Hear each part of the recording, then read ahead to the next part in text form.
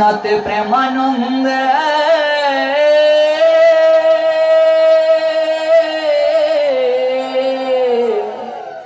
হরি হরি বলম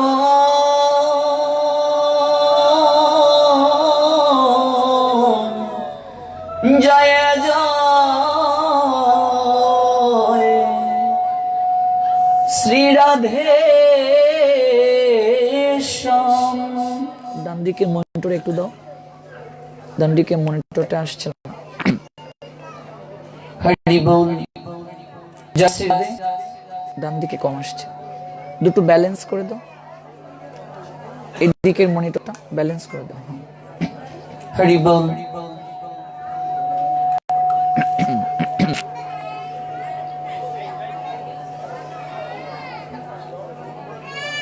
ও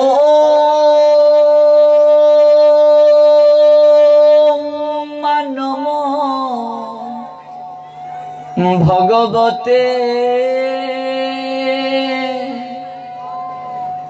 বাসো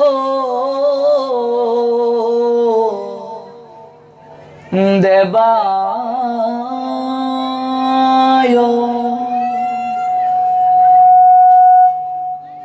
ওম নম ভগবতে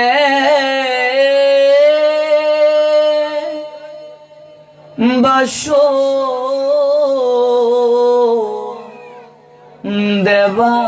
দেবায়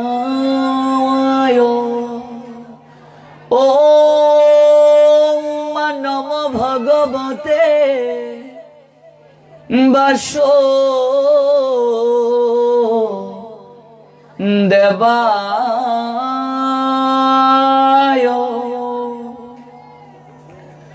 সংসার দবনল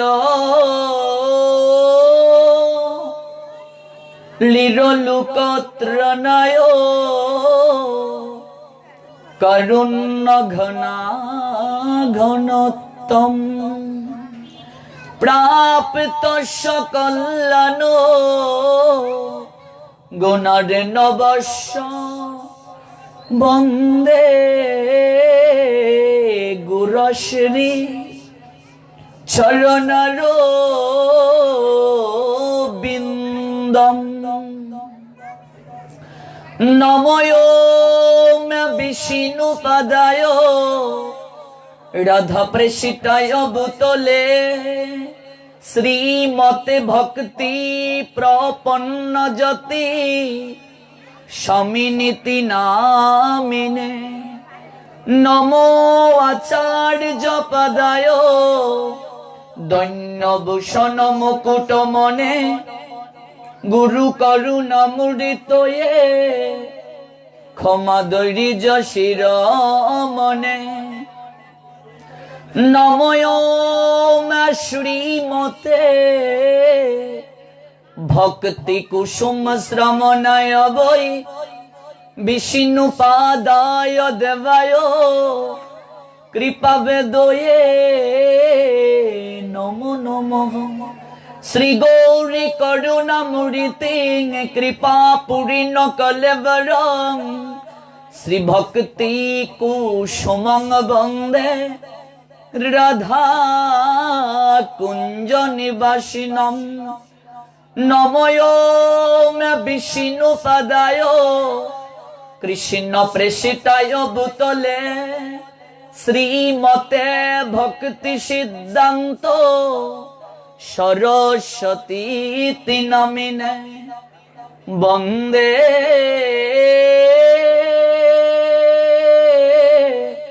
বৃন্দাবন গুরু কৃষ্ণ কমল লোচন বল্লভী বল্লভং দেব শ্রী রাধা লিঙ্গিত বিগ্রহ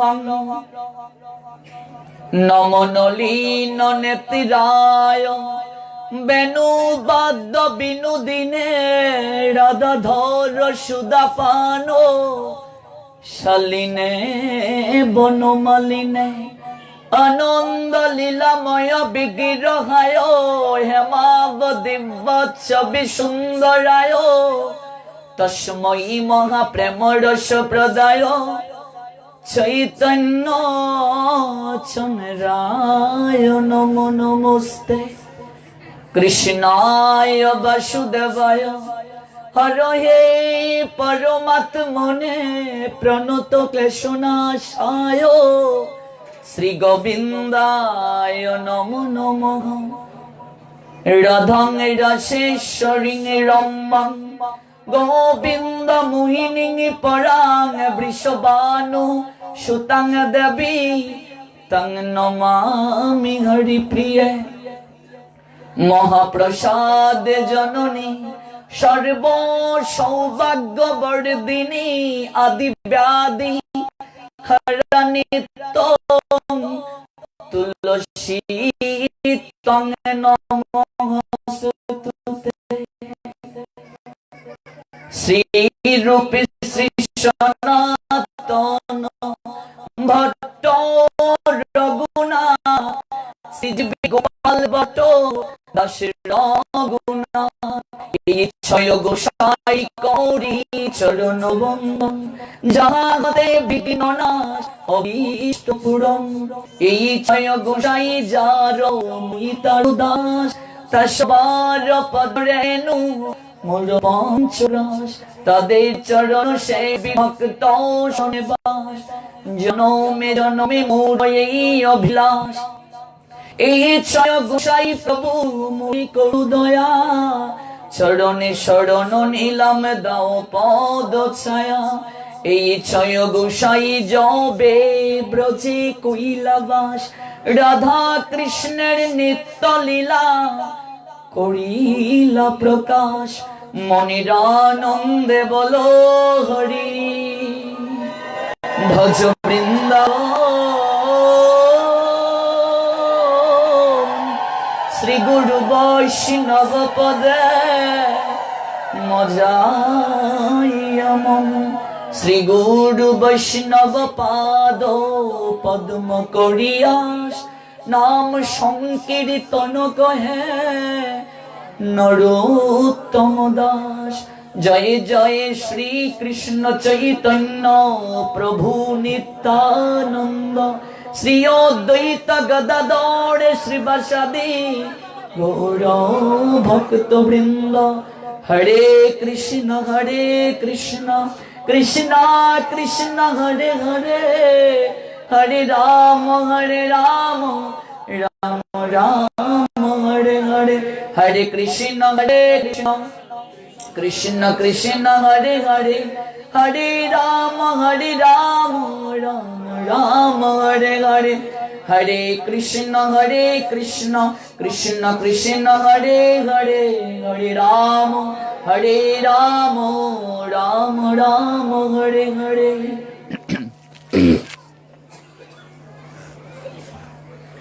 সমবেত অমৃত পিপাসু ভক্তমণ্ডলী, সপ্তাহব্যাপী পরমেশ্বর ভগবান শ্রীকৃষ্ণের মুখ নিঃসৃত বাণী শ্রীমদ্ ভগবত গীতা, তারই আঙ্গিকে যৎকিঞ্চিত অমৃত কথা আস্বাদনের আজকের এই অপ্রাকৃত মিলন মেলাতে যারা পরম বৈষ্ণবী শ্রী শ্রী দুর্গা মাতার মন্দির প্রাঙ্গণে উপবেশিত হয়েছেন, আপনাদের প্রত্যেকের রাতুল রাঙ্গাচরণে আমি অবাজন বৈষ্ণব জ্ঞানে দণ্ডবোধ প্রণাম নিবেদন করছি। দণ্ডবোধ প্রণাম নিবেদন করছি আন্তর্জাতিক কৃষ্ণ ভাবনামৃত সংঘ ইসকন,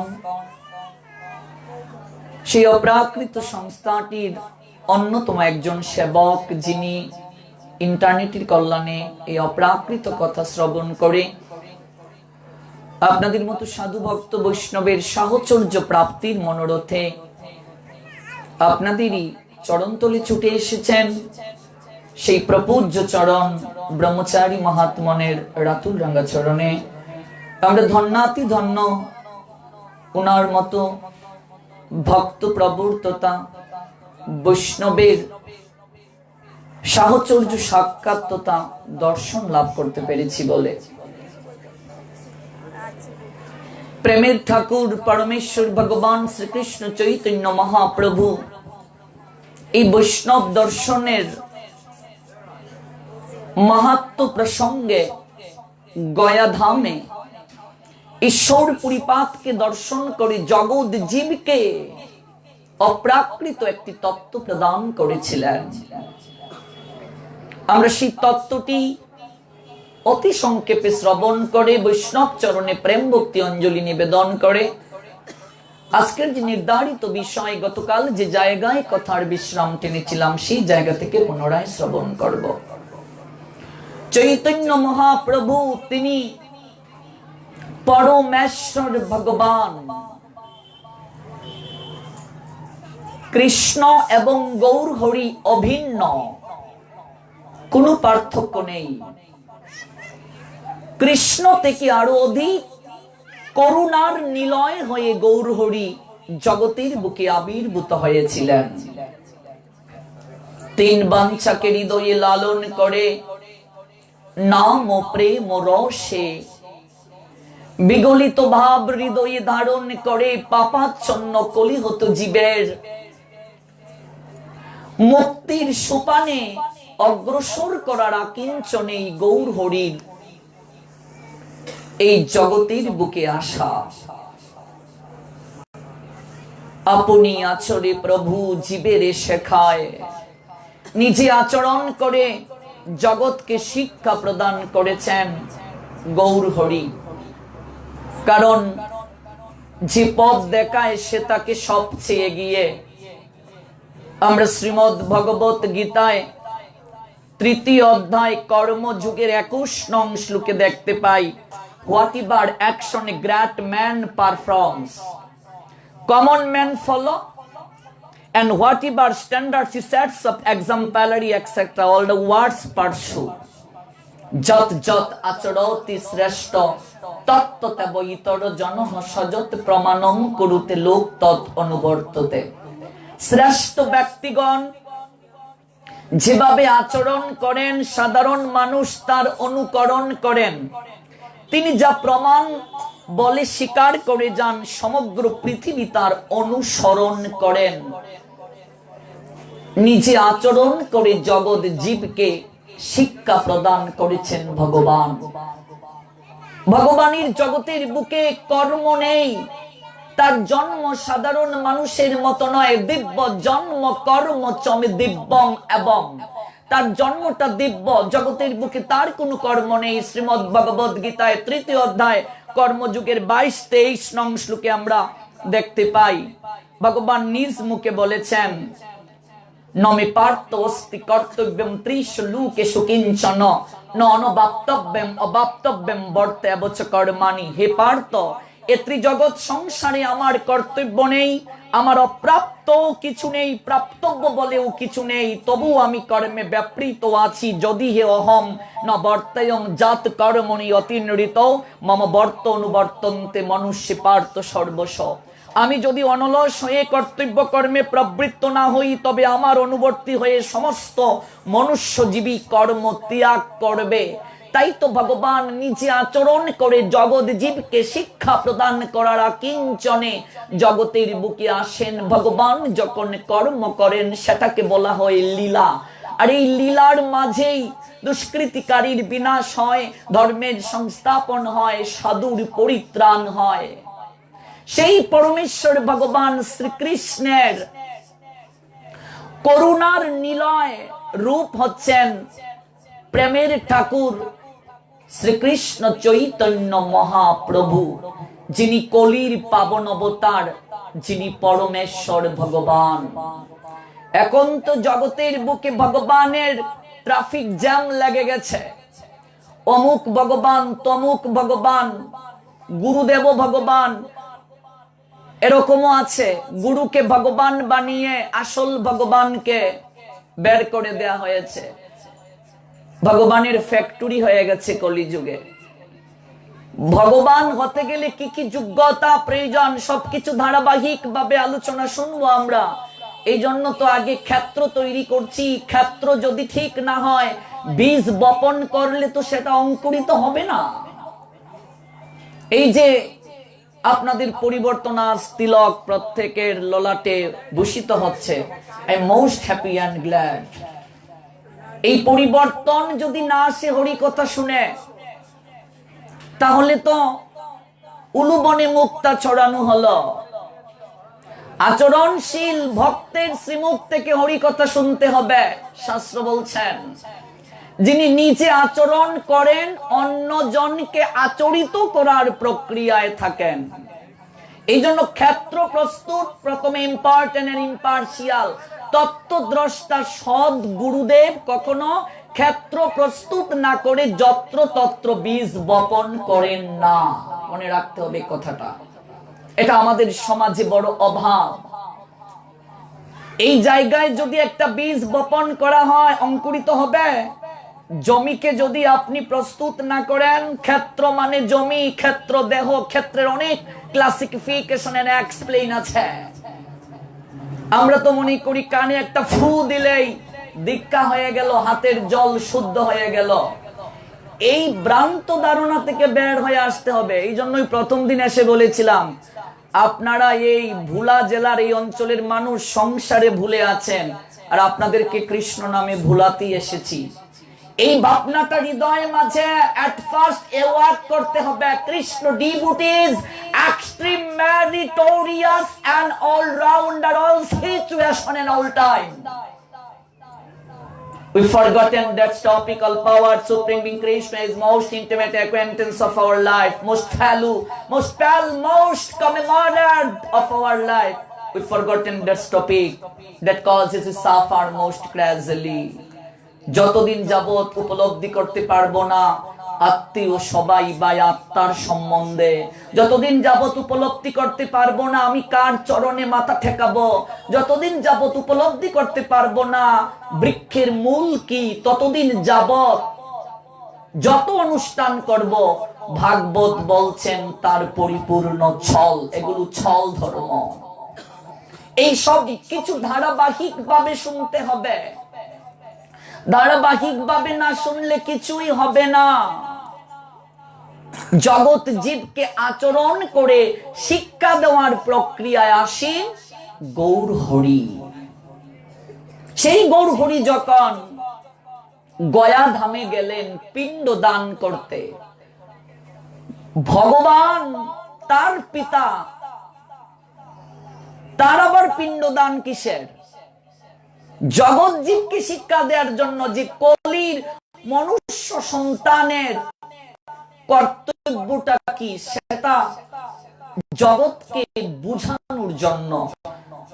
চৈতন্য মহাপ্রভুর লীলাতে পিতার নাম জগন্নাথ মিশ্র, জগন্নাথ মিশ্রের বাবার নাম উপেন্দ্র মিশ্র, উপেন্দ্র মিশ্রের বাবার নাম মধু মিশ্র। তাদের পূর্বপুরুষদের নিবাস ছিল আমাদের বাংলাদেশের শ্রীহট্ট, বর্তমান সিলেট বিভাগের, বর্তমানে গোলাপগঞ্জ উপজেলার আমরা দেখতে পাই ঢাকা দক্ষিণ। কিন্তু ঢাকা দক্ষিণের পূর্বে মধু মিশ্রের পূর্বপুরুষদের নিবাস ছিল বর্তমানে সিলেট জেলার ওসমানীনগর উপজেলার বড়গঙ্গা। ওই বড়গঙ্গা থেকে মধু মিশ্রের পূর্বপুরুষেরা বসতি নির্মাণ করেছিলেন ঢাকা দক্ষিণে। সেই জগন্নাথ মিশ্র দেহ রাখার পর গৌর হরি গয়া ধামে যখন গেলেন পিণ্ড দান করতে, পিণ্ড শব্দের অর্থ কি? আটার দলা। আমরা তো এটাই মনে করি, পিণ্ড মানে আঠার দলা। পিণ্ড শব্দের অর্থ প্রসাদ। পিণ্ড শব্দের অর্থ বুঝতে হবে। আমরা তো মনে করি আঠার দলা। পিণ্ড শব্দের অর্থ প্রসাদ। একটু ধীরে ধীরে বলবো সমস্ত কিছু, শ্রাদ্ধ প্রক্রিয়া, পিণ্ড, এগুলো ধীরে ধীরে আমরা সমস্ত কিছু জানবো। পিণ্ড দান করতে গেলেন, সেই জায়গায় গিয়ে গৌর হরি দর্শন করলেন ঈশ্বর পুরীপাতকে। কে সেই ঈশ্বর পুরীপাত? এই গৌর লীলাতে যিনি চৈতন্য মহাপ্রভুর গুরুদেবের অভিনয় করছেন। ঈশ্বর পুরীপাদের গুরুদেব মাধবেন্দ্র পুরীপাদ, যে মাধবেন্দ্র পুরীপাদের জন্মস্থান আমার বাড়ির পাশে, বাংলাদেশের সিলেট বিভাগের বর্তমানের সুনামগঞ্জ জেলার তাহিরপুর উপজেলার উত্তর বরদল ইউনিয়নের ব্রাহ্মণগাঁও মাধবেন্দ্র পুরীপাদের আবির্ভাব স্থান আমাদের সুনামগঞ্জের লাউর পরগনায়। সেই মাধবেন্দ্র পুরীপাদ, যার জন্য স্বয়ং ভগবান ক্ষীর চুরি করে ক্ষীরচূড়া গোপীনাথ হয়েছিলেন, যে মাধবেন্দ্র পুরীপাদের জন্য গোপাল ক্রন্দন করেছিলেন। চৈতন্য চরিতামৃতে অপ্রাকৃত লীলা আছে যে মাধবেন্দ্র পুরীপাদের জন্য ভগবান গোপাল দুধ নিয়ে এসেছিলেন বাটিতে করে, স্বপ্নে দর্শন দিয়েছিলেন। সেই মাধবেন্দ্র পুরীপাদের সুযোগ্য শিষ্য ঈশ্বর পুরীপাদ, যার আবির্ভাব স্থান হচ্ছে ভারতের 24 পরগনার হালি শহরে। আমরা যাচ্ছি না বিস্তারিত, কেবলমাত্র বৈষ্ণব চরণে প্রেম ভক্তি অঞ্জলি নিবেদন করার জন্য একটু স্পর্শ করছি। সেই ঈশ্বর পুরীপাদকে দর্শন করে গৌর হরি কি বললেন দেখুন, বৈষ্ণবের মর্যাদা কোথায়, গৌর হরি কোথায় স্থান দিয়েছেন। প্রভু বলে গয়া যাত্রা সফল আমার, যতক্ষণে দেখিলাম চরণ তোমার। গৌর হরি বলছেন, এই গয়া ধামে পিণ্ডদান করতে আসা আমার সফল হয়ে গেল আপনার মতো বৈষ্ণবের চরণকে দর্শন করতে পেরে। বৈষ্ণব দর্শনের মহিমা প্রসঙ্গে প্রেম ভক্তি মহারাজ নরোত্তম দাস ঠাকুর বলছেন, দর্শনে পবিত্র করো, দর্শন মাত্রই পবিত্র। মহাজনের পদ ব্যতীত আর কোন বাড়তি পদ কীর্তন করা যাবে না। শুদ্ধ মহাজনের পদ ব্যতীত সেই প্রেম ভক্তি মহারাজ নরোত্তম দাস ঠাকুর বৈষ্ণব চরণ বন্ধনা প্রসঙ্গে বলছেন, যাহার নিকটে গেলে পাপ দূরে যায়, এমন দয়াল প্রভু কেবা কোথায় পায়। দর্শন করার সঙ্গে সঙ্গেই পবিত্র হয়ে যায়।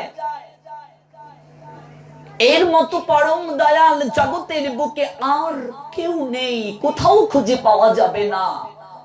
এই যে গতকাল বলেছিলাম না, মাতৃ জঠরে ভগবান আমাদেরকে কি বলেছিলেন, সাধুর বেশেতে আমি ঘুরিব সেতায়, তাহারও নিকটে যাইও পাইবে আমায়। ভগবানকে কোথায় জানা যাবে, কোথায় গেলে পাওয়া যাবে? বৈষ্ণব সাধু তার মূল্যায়ন কি গৌর হরি শিক্ষা দিচ্ছেন। প্রভু বলে গয়া যাত্রা সফল আমার, যতক্ষণে দেখিলাম চরণ তোমার।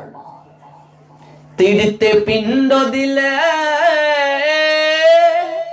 নিস্তরে পিতৃগণ, যেই যারে পিণ্ড দেয় তরে সেই জন। তীর্থে যদি পিণ্ড দান করতে যাও, যার উদ্দেশ্যে পিণ্ড দান করবে কেবল সেই লোকটা উদ্ধার পাবে, এবং সেখানেও শুদ্ধাচার প্রয়োজন। যিনি পিণ্ড দান করাবেন তারও শুদ্ধতা প্রয়োজন। যিনি মন্ত্র উচ্চারণ করবেন ঠাকুরদা পুরোহিত মশাই, তারও শুদ্ধতা প্রয়োজন। যিনি পিণ্ড দান করবেন, অর্থাৎ আমার পিতার যদি পিণ্ড দেই আমি স্বয়ং পাত্র, আমারও শুদ্ধতা প্রয়োজন। তীর্থে পিণ্ড দিলে শুদ্ধাচারে, যার উদ্দেশ্যে পিণ্ড দেয়া হবে গয়া ধামে, গয়ার ধামের মহিমায় বলা হয়েছে বা গৌর হরি শিক্ষা দিলেন, সে উদ্ধার পাবে। কিন্তু বৈষ্ণব প্রসঙ্গে গৌর হরি বললেন, তীর্থে পিণ্ড দিলে নিস্তরে পিতৃগণ, যেই যারে পিণ্ড দেয় তরে সেই জন। তোমা দেখিলেই মাত্র কোটি পিতৃগণ, অনাসে সর্ববঙ্গ পায় বিমোচন। একজন শুদ্ধাচারী বৈষ্ণবকে দর্শন করলে অনাসে পিতৃগণ ভবের বন্ধন থেকে মুক্ত হয়ে চলে যায়। তোমা দেখিলেই মাত্র কোটি পিতৃগণ, অনাসে সর্ববন্ধ পায় বিমোচন। অতএব তীর্থ নহে তোমারও সমান, তীর্থেরও পরম তুমি মঙ্গল বিধান। মঙ্গল বিধান বিধান দিয়ে দিলেন গৌর হরি। একজন শুদ্ধাচারী ভক্ত, শুদ্ধাচারী বৈষ্ণব তীর্থের চেয়েও পরম পবিত্র, তীর্থের চেয়েও তিনি সর্বশ্রেষ্ঠ। এই জন্য বিদুর যখন ধর্মরাজ যুধিষ্ঠিরকে বলেছিলেন, হে পুত্র, আমার হৃদয় মাঝে বাসনা জেগেছে তীর্থ পরিক্রমা করতে, যুধিষ্ঠির মহারাজ বলছেন, কাকাশ্রী, আপনার মতো পরম ভাগবত যে জায়গায় অবস্থান করেন সেই জায়গায় তীর্থ হয়ে যায়। প্রসঙ্গ দেখুন, মূল্যায়ন দেখুন। গৌরহরি দিলেন সর্বোত্তম মর্যাদা, অতএব তীর্থ নহি তোমার সমান। সেই বৈষ্ণবের কাছে প্রার্থনাটা কি করতে হবে আমাদের? মহাপ্রভু শিক্ষা দিলেন, ঈশ্বর পুরীপাদকে দর্শন করে দণ্ডবত প্রণাম নিবেদন করলেন। দণ্ডবত প্রণাম, দণ্ডবত শব্দের অর্থ কি? কিভাবে প্রণাম দিতে হয়? প্রণাম দেওয়ারও বিভিন্ন প্রক্রিয়া রয়েছে শাস্ত্রে। কোন প্রক্রিয়ায় প্রণাম দেব? এখন তো আমরা এতটা ডিজিটাল হয়ে যাচ্ছি, প্রণামও এইভাবে, এইভাবে। দুর্গা মায়ের কাছে এসে, এই মা, এটা প্রণাম দিচ্ছে না, বলছে মা তোকে দেখে নেব, এই যে প্রণাম, এক হাতে প্রণাম। প্রণামটাও দিতে পারি না ঠিক মতো। কাঠির মতো দণ্ড, এই যে দণ্ডবত, কিভাবে দণ্ড কাঠির নিয়ে শুয়ে কয়টা অঙ্গ স্পর্শ করবে সেটাও বলা হয়েছে শাস্ত্রে। দণ্ডবত প্রণাম গৌরহরি দিলেন, কারণ শাস্ত্র বলছেন, বৈষ্ণব দেখিয়া যে না নুয়ায় মুন্ড, সেই মুন্ড পড়ে গিয়া নরকেরই কুণ্ড। বৈষ্ণব দর্শন করে যে প্রণাম নিবেদন করে না, বৈষ্ণব চরণে তার অপরাধ হয়ে যায়।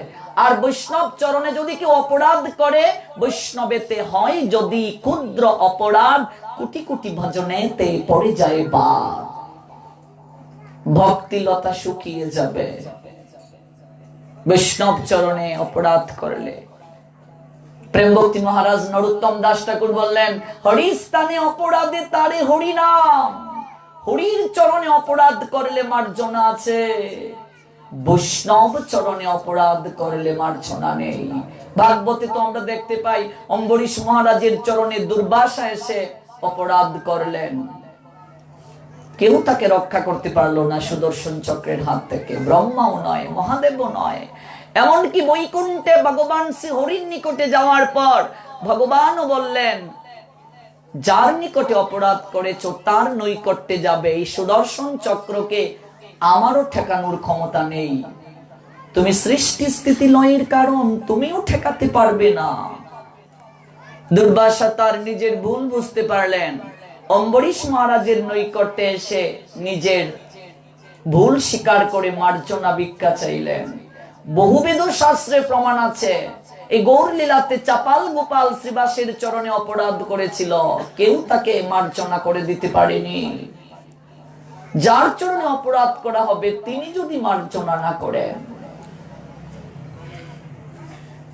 সেই বৈষ্ণবের নিকট চাইবটা কি? দণ্ডবোধ প্রণাম দিয়ে।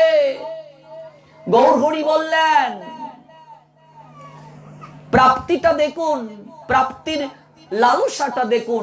আমরা তো সাধু গৃহে আসলে, গুরুদেব গৃহে আসলে, বৈষ্ণব গৃহে আসলে আমরা প্রণাম দিয়ে বলি যে প্রভুজি কিংবা বাবা গোসাই আশীর্বাদ করবেন ছেলেটার যেন ভালো জায়গায় বিয়ে হয়, মেয়েটার যেন ভালো জায়গায় বিয়ে হয়, ব্যবসা প্রতিষ্ঠান যেন আমার ভালো চলে, জাগতিক যত কামনা আছে সমস্ত কিছু আমরা সেই সাধুর চরণে, বৈষ্ণবের চরণে পুষিত করি।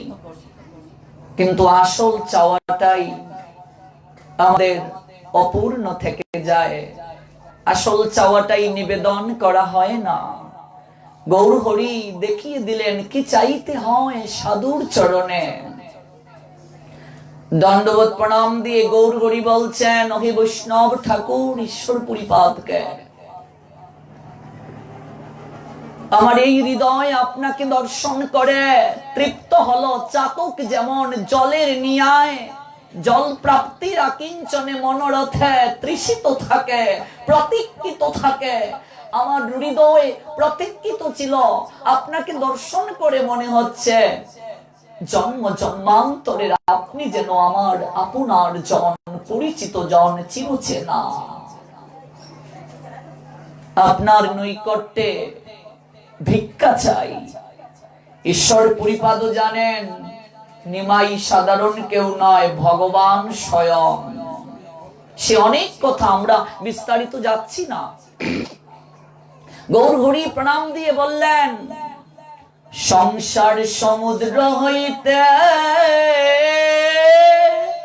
উদ্ধার হমুরে, এই আমি দেহ সমর পিলাম তোমারে, কৃষ্ণ পাদ পদ্মের অমৃত রসপান, আমারে করাও তুমি এই চাহিদান। কৃষ্ণ পাদ পদ্মের অমৃত রস আমাকে পান করার সুযোগ করে দিন। এই সংসার সমুদ্র হতে উদ্ধার করার প্রক্রিয়ায় আমাকে আসীন করে দিন। ভগবান লীলা করে শিক্ষা দিচ্ছেন জগৎ জীবকে। বৈষ্ণবের মহিমা উচ্চকিত করলেন গৌরহরি।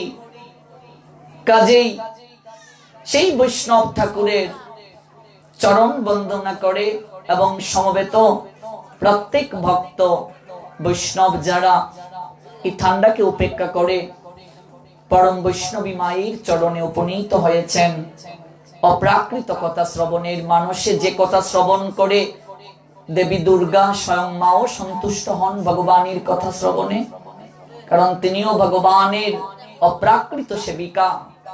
কাজে আমরা ধন্যাতি ধন্য হয়েছি আপনাদের সাহচর্য পেয়ে। প্রত্যেকের চরণ বন্দনা করে এবং আজ যিনি বিশেষ অতিথি রূপে এসেছেন সেই বৈষ্ণব ঠাকুরের চরণ বন্দনা করে আমরা চলে যাচ্ছি আজকের যে নির্ধারিত বিষয়, শ্রীমদ্ ভগবত গীতার আঙ্গিকে অপ্রাকৃত কথায়। একটা জাতির সামগ্রিক পরিচয় পাওয়া যায় তার ধর্ম আর সংস্কৃতির উপর। পাখি যেমন তার পক্ষপুটের উষ্ণ পরশে শাবক দিগকে লালন করে, একটা জাতিও তেমনি সহস্র সহস্র বছর ধরে নানা উত্থান পতনের ব্যাপক প্রক্রিয়ার ভিতর দিয়ে তার অস্তিত্বকে অক্ষুণ্ণ রাখে এবং স্বকীয়তার বিকাশ ঘটায়।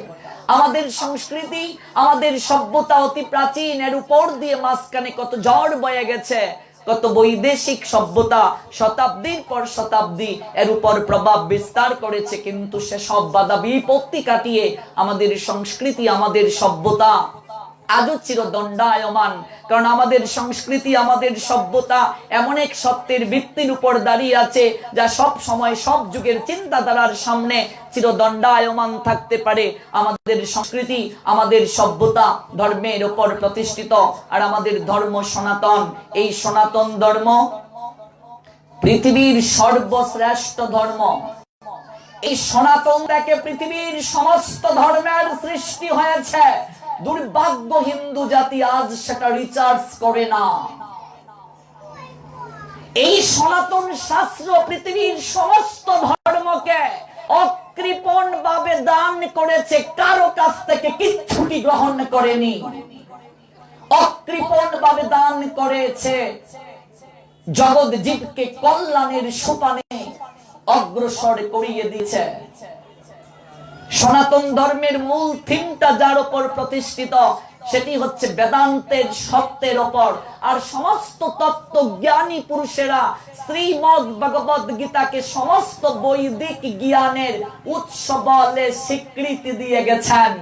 জীব মাত্রই উদ্ধারের জন্য তিনটি রাজমার্গকে প্রস্থানত্রয় নামে অভিহিত করা হয়। প্রথমটি হচ্ছে বৈদিক প্রস্থান, যেটিকে বলা হয় উপনিষদ।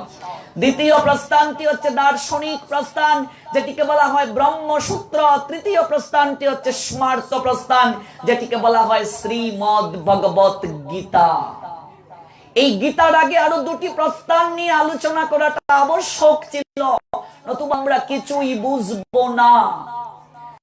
আজকে গীতাকে যদি রিসার্চ না করা হয়, শ্রীমদ্ ভগবত গীতা যদি পাঠ না করা হয়, তাহলে সনাতনের মূল যে সত্তা, মূল যে অস্তিত্ব, সেটা বিপন্ন হয়ে যাবে।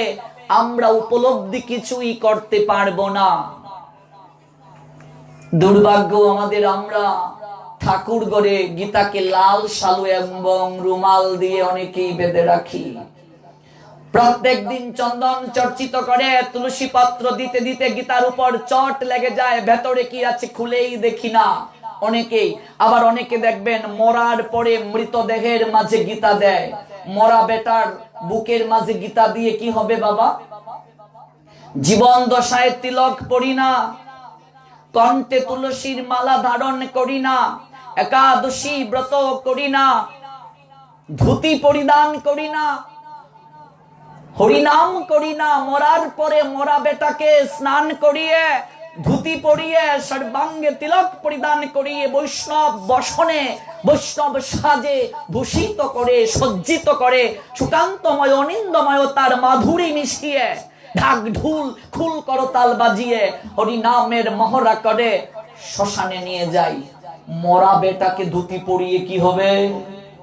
জীবন দশায় যদি ধুতি না পরি, সেদিন পাঠে বললাম 100 জন হিন্দু ছেলেকে ধুতি দিয়ে দেখুন, 99.5 জনই ধুতি পড়তে জানে না। আমাদের বয়সী ছেলেদের কথা বাদ দেন, বাবা কাকা জেঠা কালকে যারা মরবে তাদেরকেও যদি ধুতিটা পরার কথা বলা হয়, অনেকেই পড়তে পারেন না। এক জায়গায় বললাম কাকা বাবু একটু ধুতিটা পরেন, কাকা বাবু বলছে জীবনে একবারই পড়েছিলাম, সেটাও ঠাকুরদা পরিয়ে দিয়েছিল বিয়ের সময়।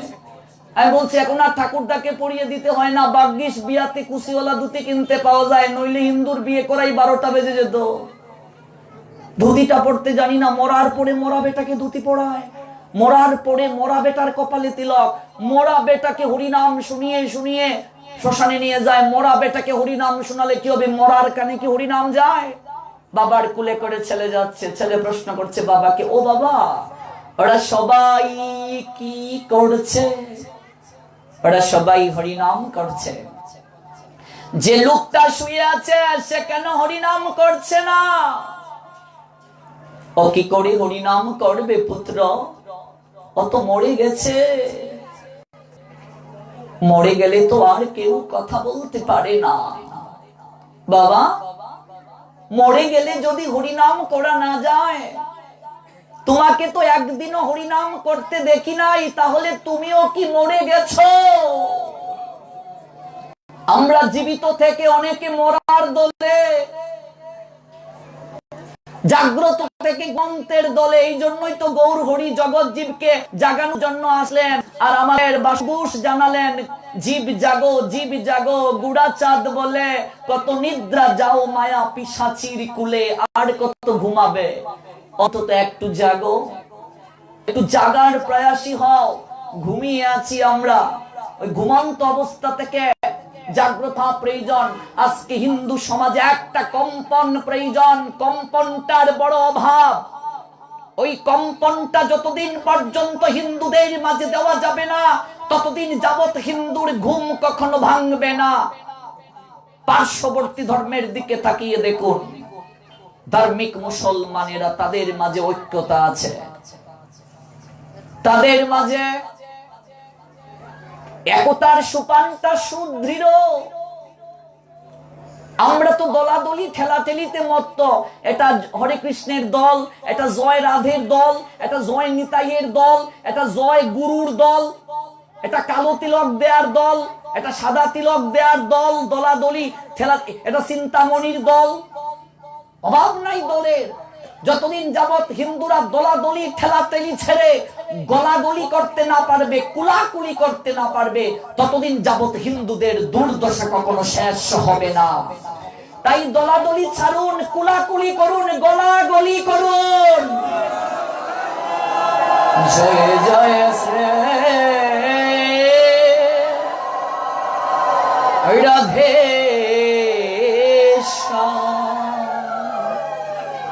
এই যে একতার অভাব, এই একতার বড় অভাব আমাদের মাঝে। হিন্দুদের অবস্থানটা ঠিক এই রকম, একটা নৌকার মাঝে 4টা বন্ধু যাচ্ছে, একটা সামনে একটা পিছনে, মাঝখানে 2টা। পিছনে যে বন্ধুটা বসে নৌকা চালনা করছে, তার এদিকে নৌকা একটু ফুটু হয়ে গেছে, আর ফুটু হয়ে যাওয়ার কারণে জল উঠছে নৌকার মাঝে। সামনের যে 3টা বন্ধু আছে সে বলছে, ভাগ্যিস রে আমাদের এই দিকে নৌকাটা ফুটু হয় নাই। আরে বুকা, আমাদের সিলেট অঞ্চলের ভাষায় বলে ব্যাককল। আরে ব্যাককল, তোর এদিকে যে ফুটু হয় নাই, যেদিকেই নৌকা ফুটু হোক, জল তো নৌকার ভিতরে ঢুকবে আর তুইও তো মরবে। আমরা বলি আমাদের অঞ্চলে ভালো, আমরা ভালো আছি। নিজের অস্তিত্ব যদি না থেকে থাকে, হিন্দুরা ইঁদুরের মতো পালিয়ে যাওয়ার অভ্যাস করতে শুরু করেছে। যতদিন যাবত ওই পালিয়ে যাওয়ার অভ্যাস ত্যাগ করতে পারবে না, যতদিন যাবত নিজের স্বাধিকারের জন্য লড়তে পারবে না, ততদিন যাবত তাদের মাঝে পরিবর্তন আসবে না। আমরা অমৃত সন্তান, আমাদের মাঝে সিংহের মতো গর্জন করার প্রবৃত্তি আছে। দুর্ভাগ্য ভেড়ার দলের সঙ্গে মিশতে মিশতে সিংহের গর্জন বলে ভ্যা ভ্যা করতে শিখেছি। আমরা ঘাস খেতে শিখেছি, নিজের খাদ্যকে ভুলে অখাদ্য কুখাদ্য গ্রহণ করে নিজের প্রবৃত্তিকে নষ্ট করে আমরা আমাদের নিজের স্বাধিকার, নিজের অস্তিত্ব সমূলে বিনাশ করতে আমরা প্রবৃত্ত হয়েছি। কারণ আপনি যেমন খাবার গ্রহণ করবেন, আপনার মন সেরকম হবে, আপনার মন যেরকম হবে আপনার বুদ্ধি সেরকম হবে, আপনার বুদ্ধি যেরকম হবে স্থিতি সেরকম, স্থিতি যেরকম লয় সেরকম, লয় যেরকম প্রাপ্তি সেরকম। খাবার যেমন গ্রহণ করবেন মন সেরকম হবে, যেমন খাবার তেমন মন। এই প্রক্রিয়াগুলো আমরা ধীরে ধীরে শুনবো। এই জন্য যে কথাটি বলছিলাম, ঠাকুর ঘরে শুধু গীতাকে লাল সালু রুমাল দিয়ে বেঁধে রাখলে হবে না, আর মরার পরে মরা বেটার বুকের মাঝে গীতা দেওয়ার কোনো আবশ্যকতা নেই। Out of soul no existence body, body valueless.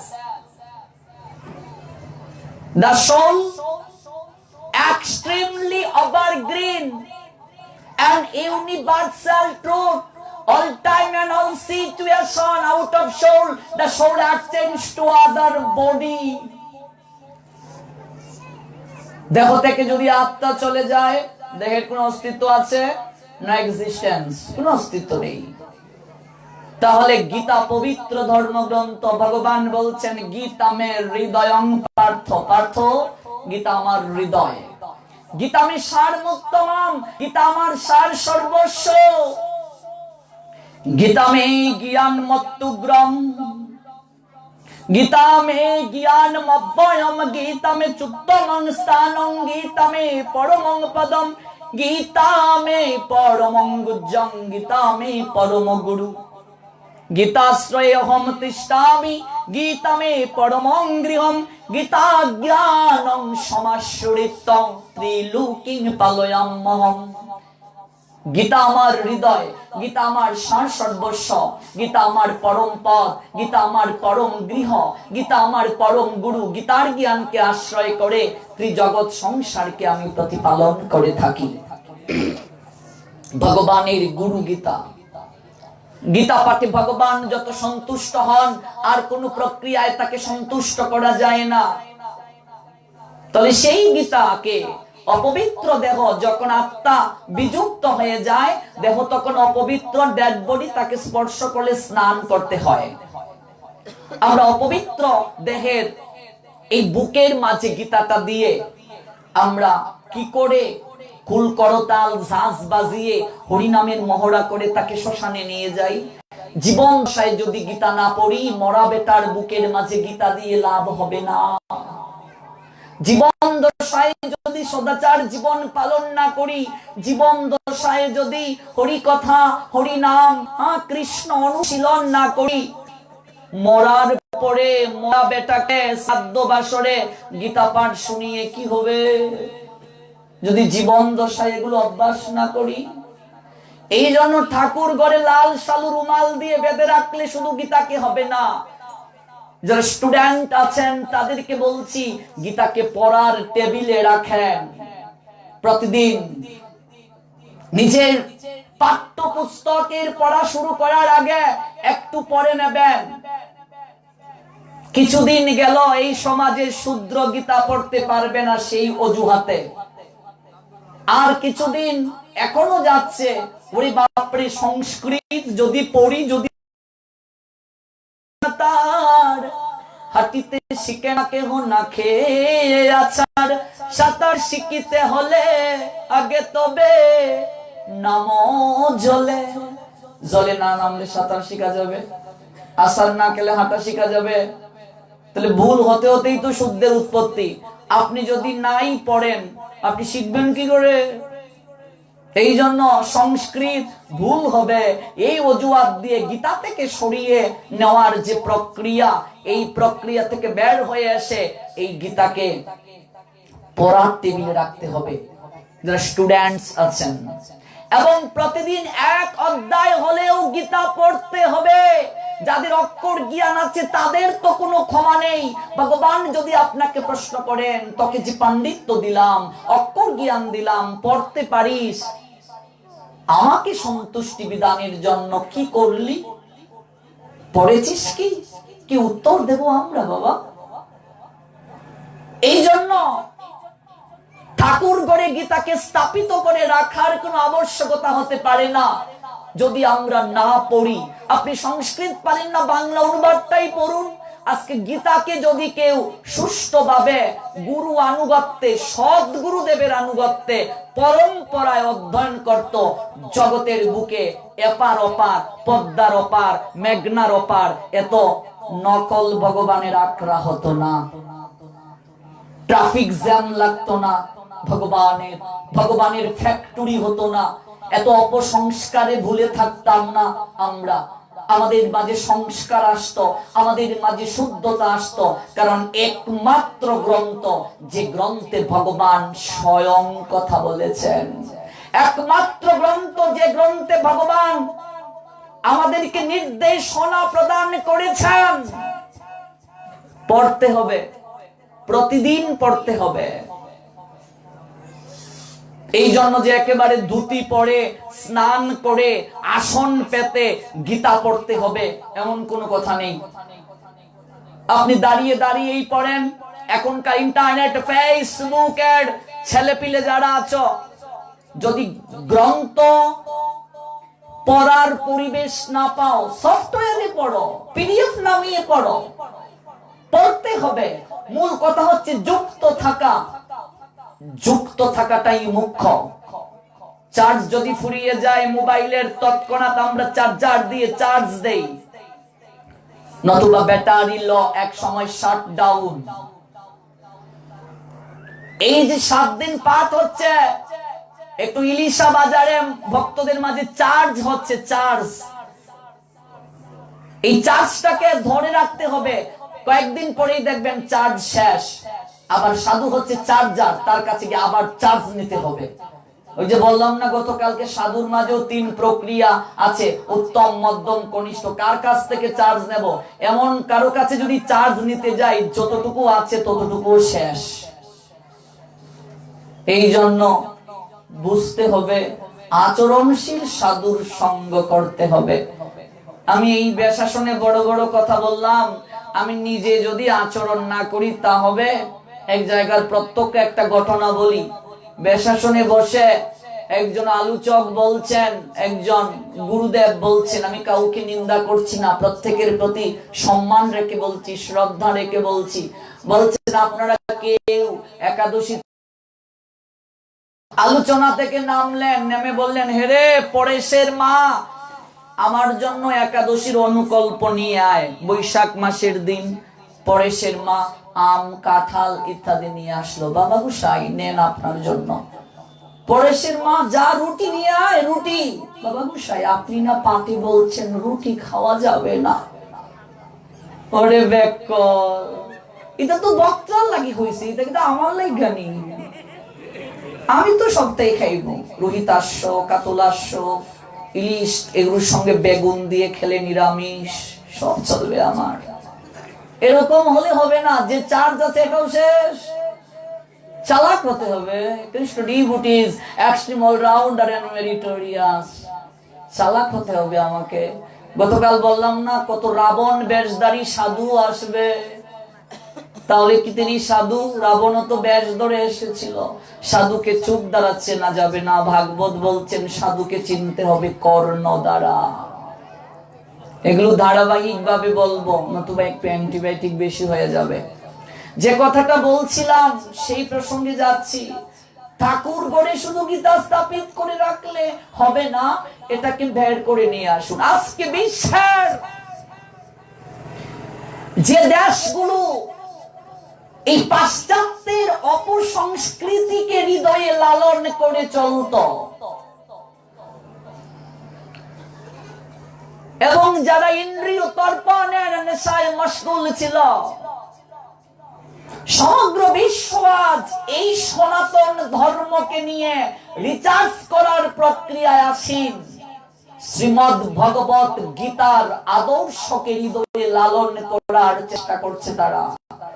Nelson Mandela বর্ণবাদের বিরুদ্ধে তিনি স্ট্রাগল করেছিলেন। তৎকালীন সময়ে কালো বর্ণের যারা, তাদেরকে কুকুরের মতো দাম দেয়া হতো না, বহুবার কারাবরণ করেছিলেন নেলসন ম্যান্ডেলা। অথচ আমাদের গীতার আন্দোলনের কারণে সার্চ করে দেখুন ইউটিউবে, আজকে কালো বর্ণ শ্বেত বর্ণের মাঝে বিয়ে হচ্ছে না? হচ্ছে। কিসের মাধ্যমে? এই তত্ত্ব, এই থিওরি কোথায় পেল? একমাত্র গীতাতে। এই থিওরিটাকে এক্সপ্লেইন করার কারণে নেলসন ম্যান্ডেলা এতদিন আন্দোলন করে সফল হতে পারেননি, কিন্তু সনাতন পেরেছে গীতার আদর্শের দ্বারা। আজকে সারা বিশ্বে যে কৃষ্ণ প্রেমের প্লাবন বইছে, তার একমাত্র অবদান আমাদের প্রভুপাদ জগৎগুরু ভক্তি সিদ্ধান্ত সরস্বতী ঠাকুরের। তিনি বীজ বপন করে দিয়েছিলেন। আজকে তার শিষ্য প্রশিষ্য জগতের বুকে সেই কৃষ্ণ প্রেমের প্লাবনের ধারাকে ইনক্রেস করছে, বীজকে অঙ্কুরিত, পল্লবিত, পুষ্পিত করার জন্য পরিচর্যা করছে। সমগ্র বিশ্ব চৈতন্য মহাপ্রভুর এই বাণীকে জগতের বুকে প্রচার করার জন্য, ভবিষ্যৎ বাণীকে গৌর কৃপাতে সার্থক করার জন্য স্ট্রাগল করছে। আমরা সনাতনীরা পশ্চাৎগামী আছি এখনো।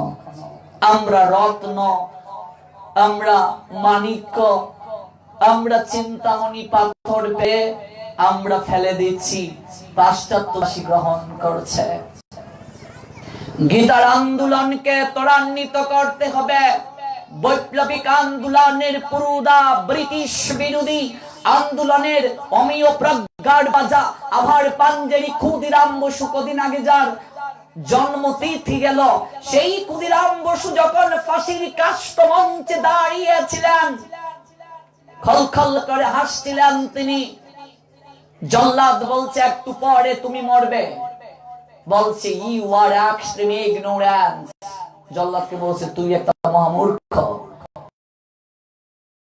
জগতের বুকে আজকে যারা গ্রহণ করেছে তারা স্বনির্ভর হয়েছে, ভয়কে দূর করতে পেরেছে। মহাত্মা গান্ধীর দিকে থাকার, তার মা মারা গিয়েছে, অনেক ক্রন্দন করলেন। একটু পর ঠাকুরগড় থেকে গীতাকে কুলে নিয়ে বের হয়ে বলছেন, আমার দুজন মা, গর্ভধারিণী মা আমাকে ছেড়ে চলে গেলেও এই গীতা মা কখনো আমাকে ছেড়ে যাবে না। এই গীতা মায়ের ক্রুরে যেন অন্তিমে আমার স্থান হয়। আজকে পাশ্চাত্যের অনেক দেশ, অনেক ইউনিভার্সিটি গীতাকে রিচার্জ করার প্রক্রিয়ায় আসীন হয়ে সুফল ভোগ করছে। আমরা দুর্ভাগ্য হিন্দু জাতি গীতা পড়ি না। যে গীতার উপর কাব্য রচনা করে 1913 বিশ্বকবি রবীন্দ্রনাথ ঠাকুর গীতাঞ্জলি কাব্য রচনা করে নোবেল পুরস্কার পেলেন। কজন হিন্দুর ঘরে গীতাঞ্জলি কাব্য আছে? আমরা মূল্যায়ন করতে জানলাম না, যে কারণে ঋষি কবি রবি ঠাকুর বলছিলেন অলস দেহ ক্লিষ্ট গতি। বাঙালিকে বলেছিলেন অলস দেহ ক্লিষ্ট গতি, গৃহের প্রতি টান, আর বুতাম আটা জামার নিচে শান্তিতে শয়ান। বাঙালি অলস, দেখবেন গৃহের প্রতি টান, ওরা বের হতে চায় না। এই আপনাদেরই এই দক্ষিণবঙ্গের সন্তান সে বাংলাকে ফজলুল হক, তাই তো? এই ছোট্ট বেলায় যখন স্নান করতেন, কুমিরের ভয়ে মা বলতেন কুমির ধরবে, উনি বলতেন কুমির আমাকে ধরবে না, আমি কুমিরকে দেশ থেকে তাড়াবো। আর এই বাঙালি আমরা অলস দেহ ক্লিষ্ট গতি, গৃহের প্রতি টান, গৃহের প্রতি আমাদের সবচেয়ে টান বেশি। আর দেখবেন বাঙালি বুটা মাথা জামার নিচে শান্তিতে শয়ান। দেখবেন জামা কাপড় সোয়েটার পরে, সোয়েটার পরে, ব্লেজার পরে ঘুম ঘুম, সবকিছু পরে আমরা কাপড় চোপড় পরে সবকিছু ঘুমিয়ে থাকি। অলস দেহ ক্লিষ্ট গতি, গৃহের প্রতি টান, বুটা মাথা জামার নিচে শান্তিতে শয়ান। কবিগুরু রবীন্দ্রনাথ ঠাকুর বলছিলেন। আজকে গীতাঞ্জলির প্রত্যেকটা কবিতা এক একটা প্রার্থনা। যেহেতু আমি বাংলা সাহিত্যের উপরে গ্রাজুয়েশন মাস্টার্স করেছি, পিএইচডি করব, এই বাংলা সাহিত্যের উপর এক একটা কবিতা রবি ঠাকুরের that most logical and sensible, এক একটা কবিতা dedicate your heartiest dignity almighty creator Krishna. এক একটা কবিতা যেন অঞ্জলি হয়ে ঝরে পড়েছে গোবিন্দের চরণে। বিভু দেহে হৃদে বল, একাগ্র হৃদয়ে শরীরে তোমারে নিবে সুখানল। কি চমৎকার লিখেছে! এই গীতার আদর্শকে কেমন করে আপন মনের মাধুরী মিশিয়ে পংক্তিতে ফুটিয়ে তুলেছেন কবিগুরু। আমার মাথা নত করে দাও হে তোমার চরণ ধুলার তলে, সকল অহংকার হে আমার ডুবাও চোখের জলে। কি চমৎকার প্রার্থনা গোবিন্দের চরণে। আমরা গীতাকে মূল্যায়ন করতে জানছি না। প্রত্যেক দিন এক অধ্যায় হলেও গীতা পড়তে হবে, এই চেতনা এই জায়গা থেকে নিয়ে যাও মা। সংস্কৃত না পারো, বাংলা অনুবাদটাই পড়ো, তাতেও মঙ্গল হবে। যারা সংস্কৃত পারেন না আর যারা মনে করছেন ভুল হবে সংস্কৃত পড়লে, তারা এই কুসংধারণা থেকে বের হয়ে আসুন। আমাদের একটা প্রবাদ আছে, বাজাইতে বাজাইতে বাইন, গাইতে গাইতে গাইন। এই জন্য হয়ে যাবে ধীরে ধীরে। কেবল যুক্ত হতে হবে ভগবানের সঙ্গে। যুক্ত থাকলে কখনো আপনি রিক্ত হবেন না। আপনি যদি থাকেন যুক্ত, কখনো হবেন না রিক্ত। রিক্ত মানে শূন্য, শূন্য হবেন না। যুক্তটাই আসল। যুক্ত খুবই ইম্পর্টেন্ট। এই শ্রীমদ্ ভগবত গীতা কোত্থেকে আসলো? গীতা, শ্রীমদ্ ভগবত গীতা, এই প্রত্যেকটা অক্ষরকে যদি ব্যাখ্যা করি তাতেও 7 দিনে শেষ হবে না। শ্রী, শ্রী দ্বারা কি বোঝানো হয়? ম দ্বারা কি বোঝানো হয়? দ দ্বারা কি বোঝানো হয়? ভ দ্বারা কি বোঝানো হয়? গ দ্বারা, ব দ্বারা, দ, গয়, দীর্ঘিকার, তয়াকার, এই প্রত্যেকটা অক্ষরের অর্থ কি, কোত্থেকে আসলো এগুলো? আমরা তো হুট করে গীতায় ঢুকে যাই। গীতার পূর্বে আগে প্রস্তুতি পর্ব আছে। এই প্রস্তুতি পর্বের কথা আমাদেরকে উপলব্ধি করা প্রয়োজন। চলুন একটু স্পর্শ করি। শ্রী, শ্রী শব্দের অনেকগুলো অর্থ রয়েছে। জীব গোস্বামী পাদের হরিনামামৃত ব্যাকরণ, শ্রী শব্দটির 25টি অর্থ পাওয়া যায়। 25 explained Shri. Number 1, explain, Shri দ্বারা সৌন্দর্যকে বোঝানো হয়েছে। কি সৌন্দর্য? যে সৌন্দর্যের কখনো বিনাশ নেই, চির সুন্দর। এই জগতের বুকে অনেক সুন্দর আছে মা, কিন্তু সমস্ত সুন্দরের একদিন বিনাশ হয়ে যাবে। একমাত্র চির সুন্দর হচ্ছেন আমার অনাদিরাদি শ্রী গোবিন্দ ভগবান, যাকে বলা হয় চির সুন্দর।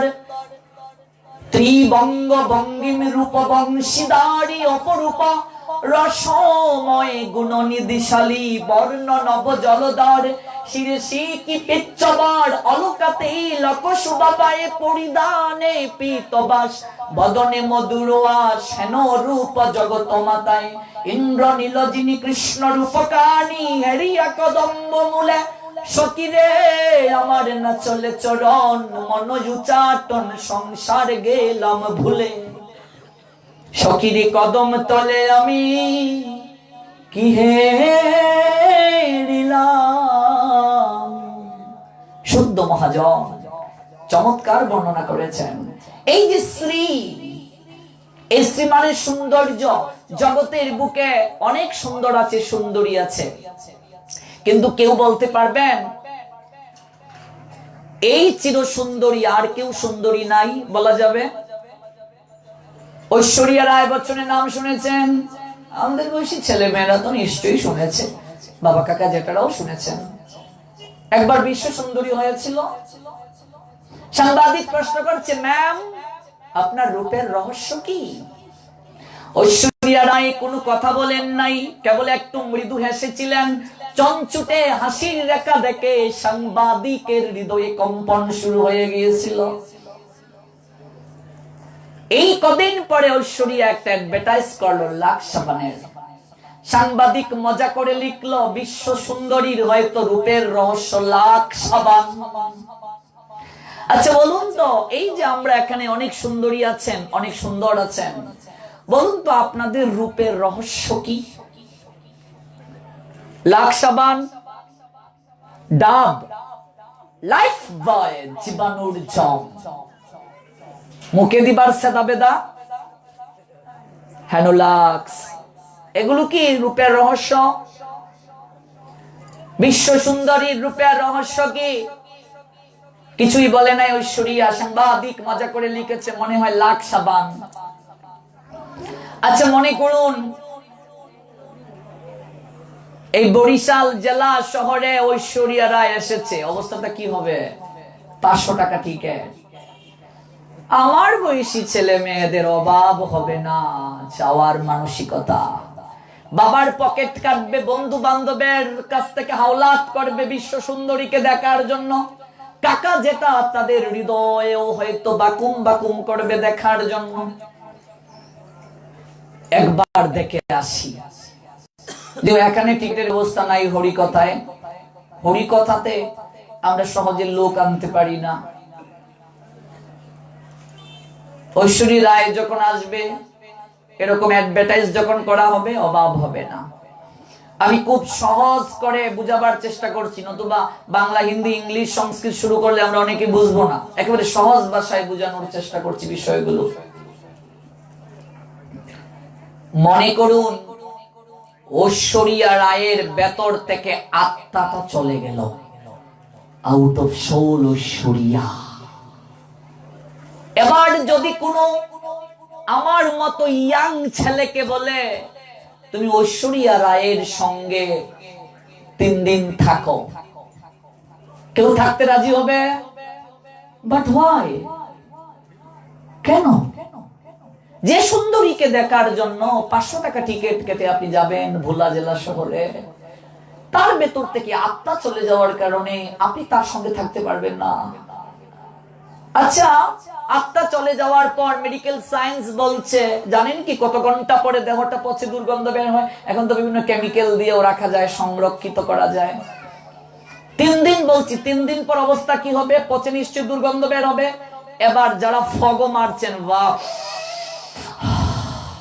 ফগো, ফগো মারুন, দেখুন ঐশ্বরিয়া রায়ের শরীর থেকে দুর্গন্ধ যায় কিনা। পচার দুর্গন্ধ ফগো মারলে যাবে কেন? তাহলে ঐশ্বরিয়া রায়ের রূপের রহস্য কি? পচে দুর্গন্ধ, গলিত হয়ে যাবে, সৌন্দর্য নষ্ট হয়ে যাবে। তাহলে ঐশ্বরিয়া রায়ের রূপের রহস্য কি? আত্মা। Extreme thank you so much, তিনি আনসার দিয়েছেন। আত্মা, আত্মা হচ্ছে রূপের রহস্য। The soul is extreme mitochondria and source of energy here. রূপের রহস্য আত্মা। আত্মা শুধু ঐশ্বরিয়া রায়ের রূপের রহস্য নয়, আপনারও রূপের রহস্য, আমারও রূপের রহস্য।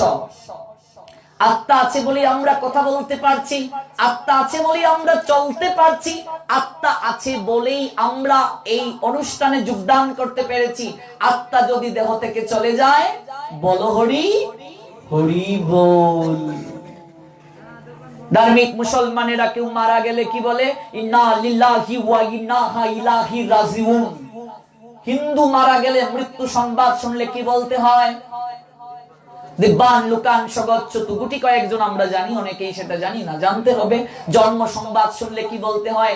মৃত্যু সংবাদ শুনলে কি বলতে হয়? কোন কাজ শুরু করার পূর্বে কি দিয়ে শুরু করতে হয়? প্রত্যেক বিষয় আছে আমাদের বৈদিক সংস্কৃতিতে। আত্মা আছে বলেই কথা বলতে পারছি, চলতে পারছি। আত্মা আছে বলেই সমস্ত কার্য সম্পাদন আমরা করতে পারছি। তাহলে ভেবে দেখুন, আত্মার কারণে আপনি সুন্দরী, আপনি সুন্দর। আত্মার কারণে আপনি চলতে পারছেন, আত্মার কারণে আপনি কথা বলতে পারছেন, আত্মার কারণে আপনি অনুষ্ঠানে আসতে পারছেন, আত্মার কারণে আপনার জীবন নির্বাহ হচ্ছে। যার কারণে আমি সুন্দর, যার কারণে কথা বলতে পারছি, যার কারণে আমি সমস্ত কার্য সম্পাদন করতে পারছি, এই আত্মাকে আমরা জানার চেষ্টা করি না। হরি বল। এটাই প্রথম, যেটাকে আত্মজ্ঞান লাভের প্রক্রিয়ায় আসীন হওয়ার কথা শাস্ত্র বলছে। ডিসকভার ইয়োরসেলফ, প্রথম শিক্ষা, নিজেকে জানার শিক্ষা, যেটা সনাতন গোস্বামীপাদ গৌর হরিকে দর্শন করার পর প্রণাম দিয়ে বলেছিলেন, কে আমি কেন মুরে যারে তাপত্রয়ে। ও গৌর হরি, আমি কে, কোত্থেকে এলাম, সংসারে কষ্ট পাই না, কেন আমাকে কষ্ট পেতে হয়, আমি কে, এই তত্ত্বটা প্রথম জানতে হবে। এই শ্রী মানে সৌন্দর্য, যে সৌন্দর্যের কোনো শেষ নাই। জগতের সমস্ত সৌন্দর্য শেষ হয়ে যায় আত্মা যদি দেহ থেকে চলে যায়। এই জন্য মনে রাখতে হবেন, যিনি ভগবান হবেন তার কখনো সৌন্দর্য নষ্ট হবে না। ভালো করে বুঝুন কি বলছি। যিনি ভগবান হবেন তার 6টা যে সমগ্র গুণ, বিশেষ গুণ থাকার কথা, তার মধ্যে প্রথম গুণটাই সমগ্র শ্রী, তার কখনো সৌন্দর্য নষ্ট হবে না। অর্থাৎ ভগবান যিনি হবেন তিনি কখনো বৃদ্ধ হবেন না। ভগবান রামচন্দ্রের কোন চিত্রপটে বৃদ্ধের ছবি আছে? আমার কৃষ্ণচন্দ্রের, গৌর হরির আছে বৃদ্ধের ছবি? যারা বৃদ্ধ হয়ে গেছে এবং যারা ভগবান বলে দাবি করছে তারা ভগবান নন। ভগবানের কখনো দাড়ি গজাবে না, গুফ গজাবে না। Understand what I say? বুঝতে পেরেছেন কথা? ভগবানের কখনো দাড়ি গুফ গজাবে না। কৃষ্ণের কোন চিত্রপটে দাড়ি গুফ আছে? রামচন্দ্রের, গৌর হরি? ভগবানের কখনো মৃত্যু নাই, সমাধি থাকবে না।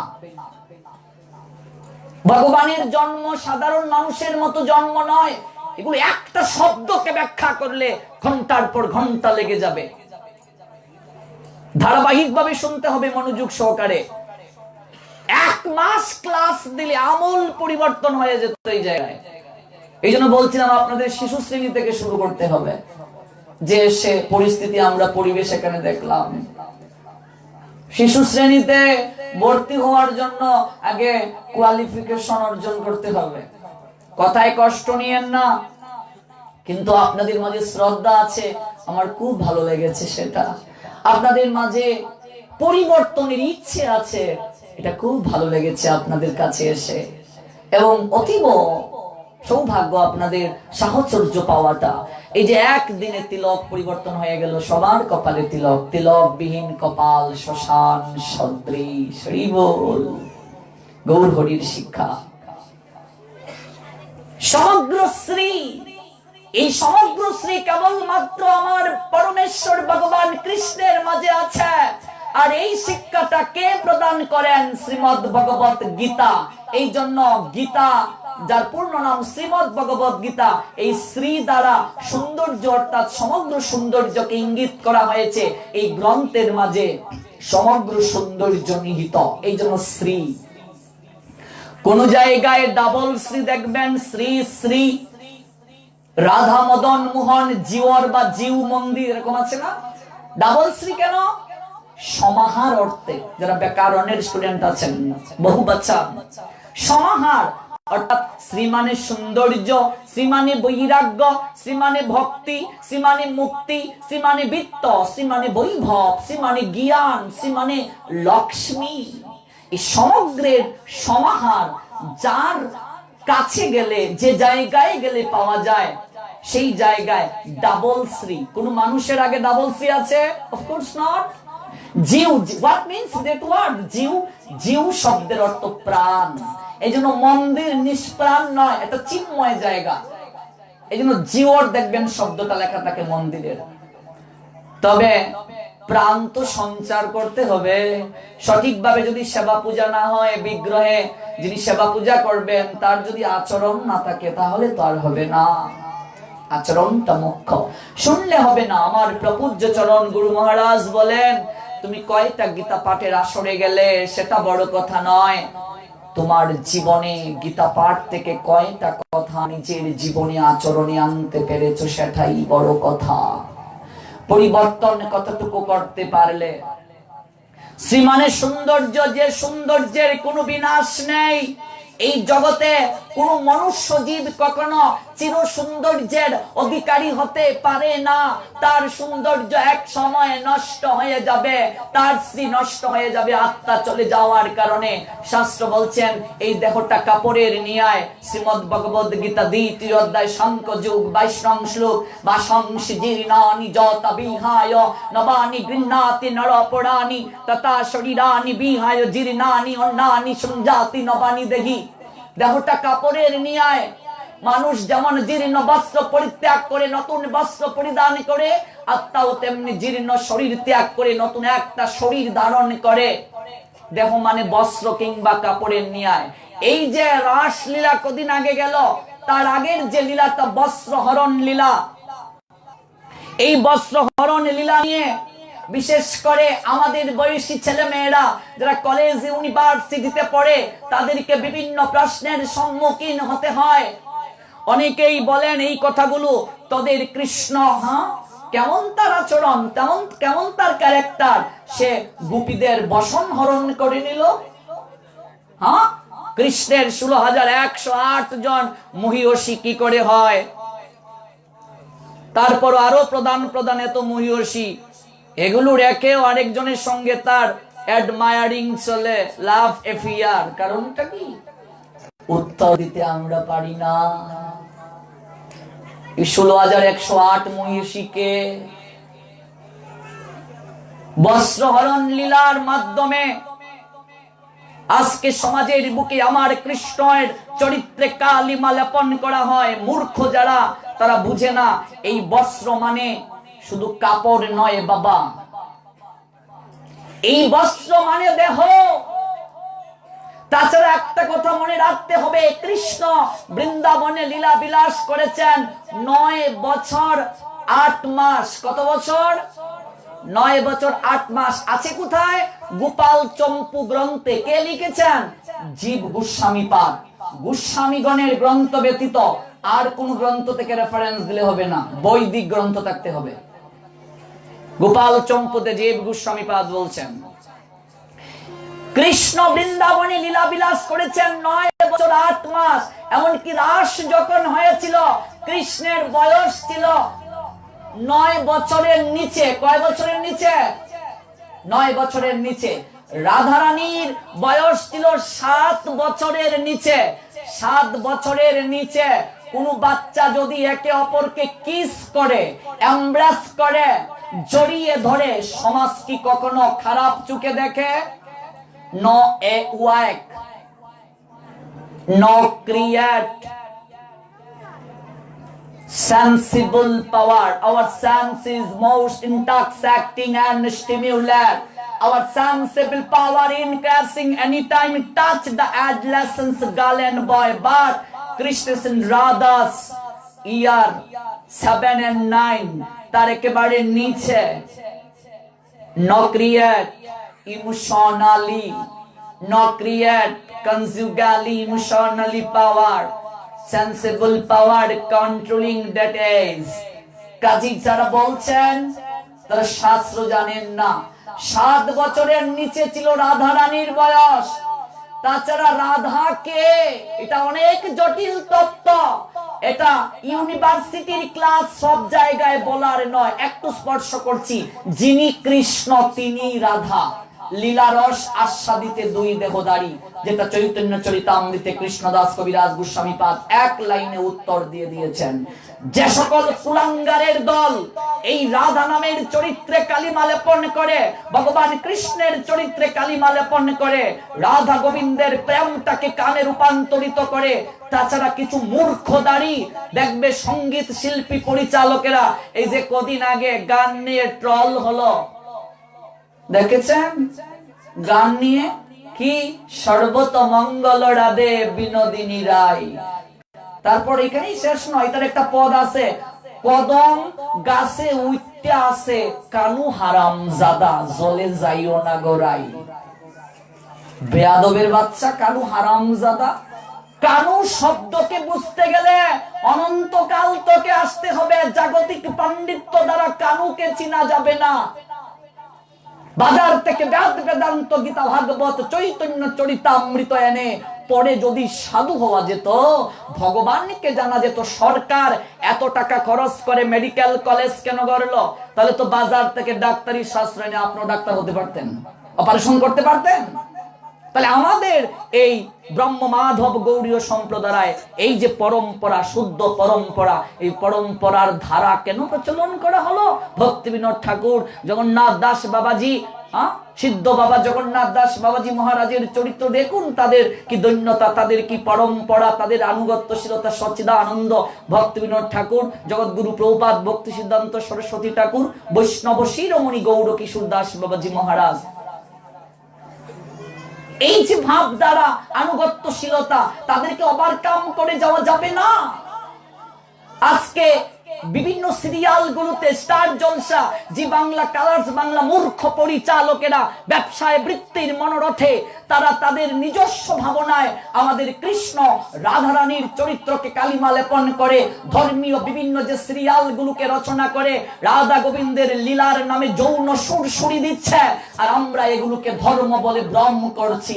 প্রত্যেকটা ঘরে এই সকল সিরিয়াল গুলোকে দেখে রাধা গোবিন্দের চরিত্রে আমরা নেগেটিভ ভাবনা নিয়ে আসছি। অথচ রাধা গোবিন্দের বৃন্দাবনে লীলা বিলাস 9 বছরের নিচে কৃষ্ণের, এমনকি যুগল যে চিত্রপট গুলো তৈরি হয় সেখানেও রাধা গোবিন্দের চিত্রপট গুলোকে অনেক যৌবন বয়সী আঁকা হয়। এটাও কিন্তু একটা অজ্ঞতার পরিচায়ক, মনে রাখতে হবে। গোপাল চম্পু গ্রন্থে জীব গোস্বামী পাদ সেটা ইঙ্গিত প্রদান করেছেন। আর জীব গোস্বামী পাদ সাধারণ কেউ ছিলেন না। একই পরিবারের 3 জন সংসার ছেড়ে চলে আসলেন।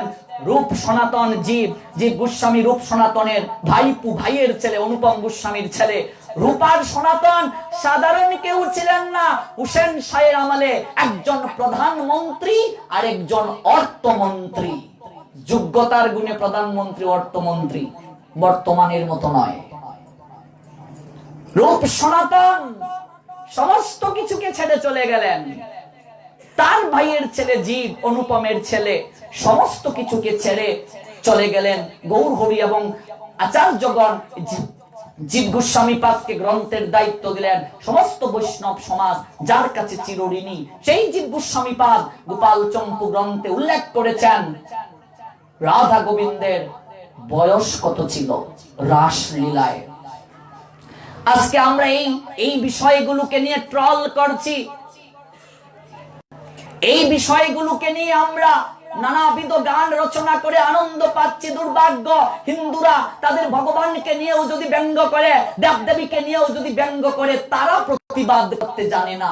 হিন্দুদের মাঝে কম্পন দরকার, বলছিলাম না, একতার বড় অভাব। ভগবানকে নিয়ে যদি কটূক্তি করে, সেখানেও আমরা যোগ্য জবাব দিতে পারি না। তার একটাই কারণ, আমরা শাস্ত্র পড়ি না। তার একটাই কারণ, আমাদের আচরণশীল সাধু সঙ্গের বড় অভাব। বস্ত্র হরণ লীলা প্রসঙ্গে এসেছে। বস্ত্র মানে দেহ, গীতায় গোবিন্দ বুঝিয়ে দিলেন। বস্ত্র হরণ মানে কি? এই কামনার দেহটাকে হরণ করা। রাসে অংশগ্রহণ কেবল তারাই করতে পারবে যাদের দেহে বিন্দু মাত্র কাম নেই। আজকে বিভিন্ন কীর্তনে যেভাবে সাজে গুজে রাস দেখানো হয়, আমি কীর্তনিয়া পার্টির প্রতি সম্মান রেখে কথাগুলো বলছি। অষ্টসখী, নবসখী, ইন্টারনেট সার্চ করে দেখবে, একটা কীর্তনিয়া পার্টি বের হয়েছে ইন্ডিয়াতে, যার নাম ডিজে মহিলা পার্টি। যেভাবে এই গৌর হরির সংকীর্তনটাকে কলুষিত করছে তারা আধুনিক ভাবধারায়, আমাদের বয়সী ইয়াং ছেলেপিলে তারা গিয়ে কীর্তনে বসলো, শীষ দিল। উকি মেরে যদি কেউ শীষ দিয়ে যায়, বুঝেনি সে তোর ভালোবাসা চায়।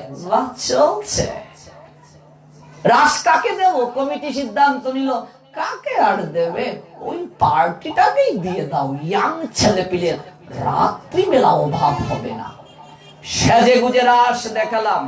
রাসের চাবি কার কাছে দিয়ে গেলেন? গৌর হরি সরগোস্বামী পাদের কাছে।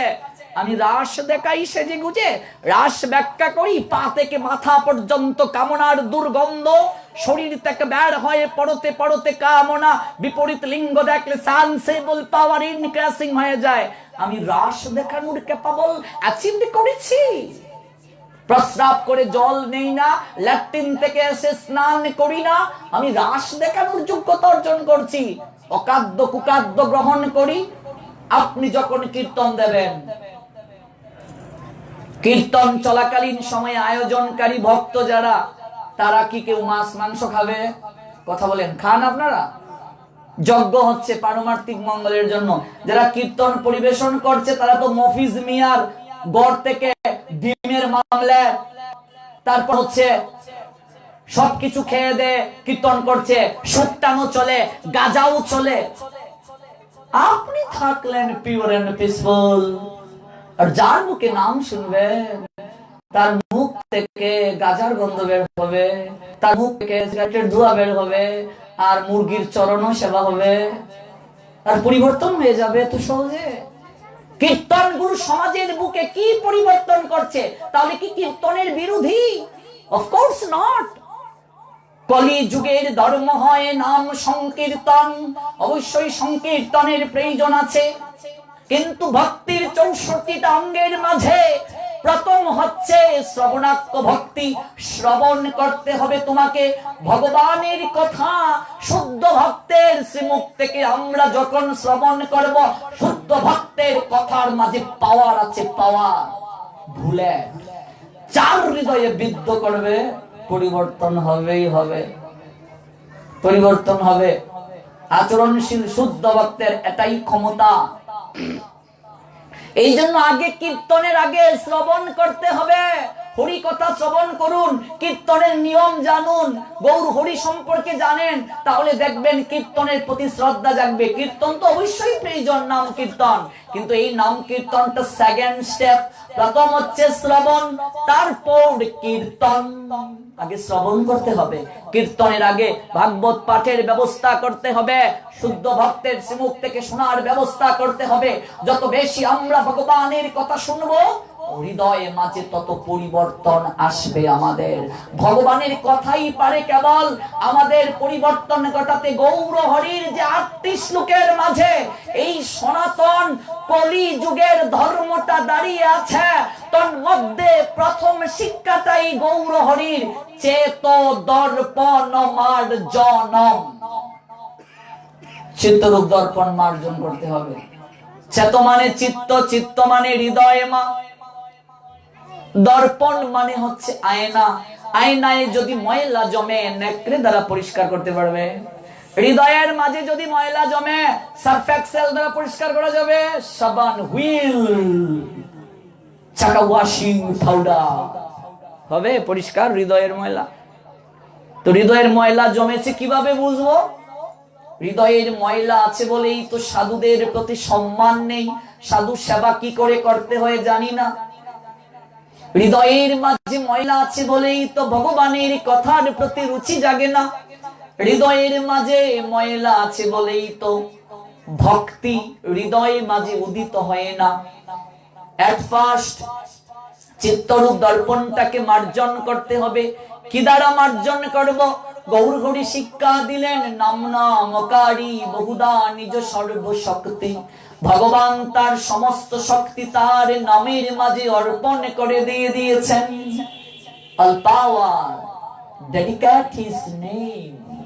Say, Almighty Creator, Chaitanya Mahaprabhu, সমস্ত শক্তি অর্পণ করে দিয়ে দিয়েছেন।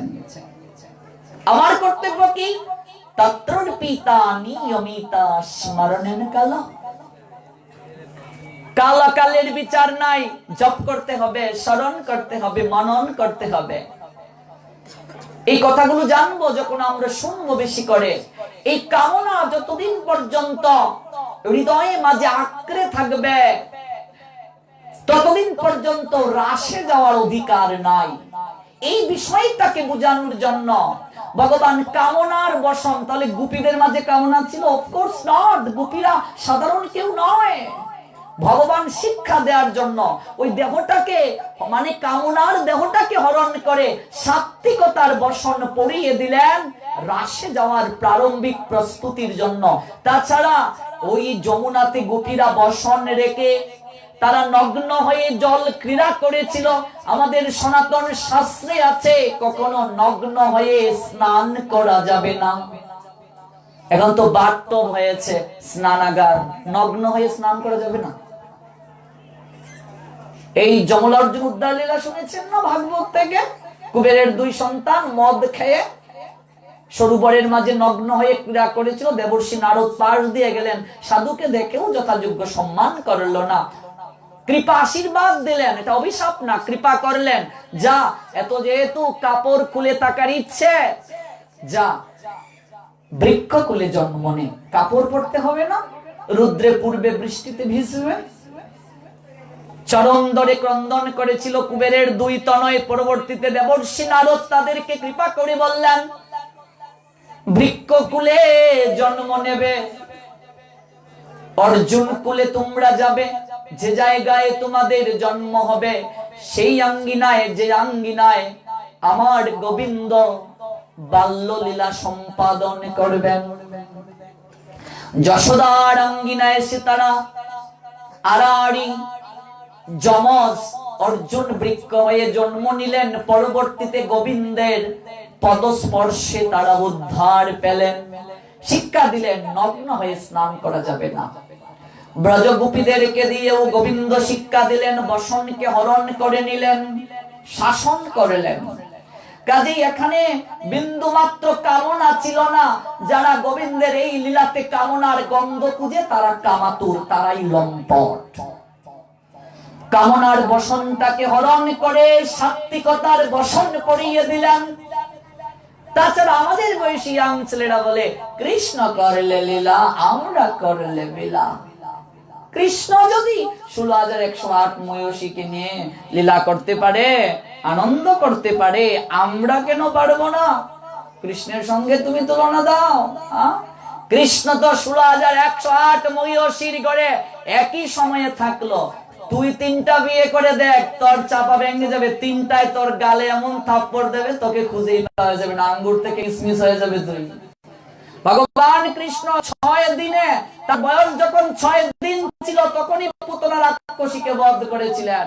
ভগবান কৃষ্ণ 3 মাস বয়সে শকাতাসুরকে বধ করেছিলেন। 1 বছর বয়সে তৃণাবর্তকে বধ করেছিলেন। 5 বছর বয়সে অগাসুরকে বধ করেছিলেন। 7 বছর বয়সে কনিষ্ঠ অঙ্গুলি দ্বারা গিরি গোবর্ধনকে তুলে রেখেছিলেন 7 দিন 7 রাত। যারা ভগবান বলে দাবি করছে, 7 সেকেন্ড একটা ইট তুলে ধর দেখি তোর ক্ষমতা কতটুকু।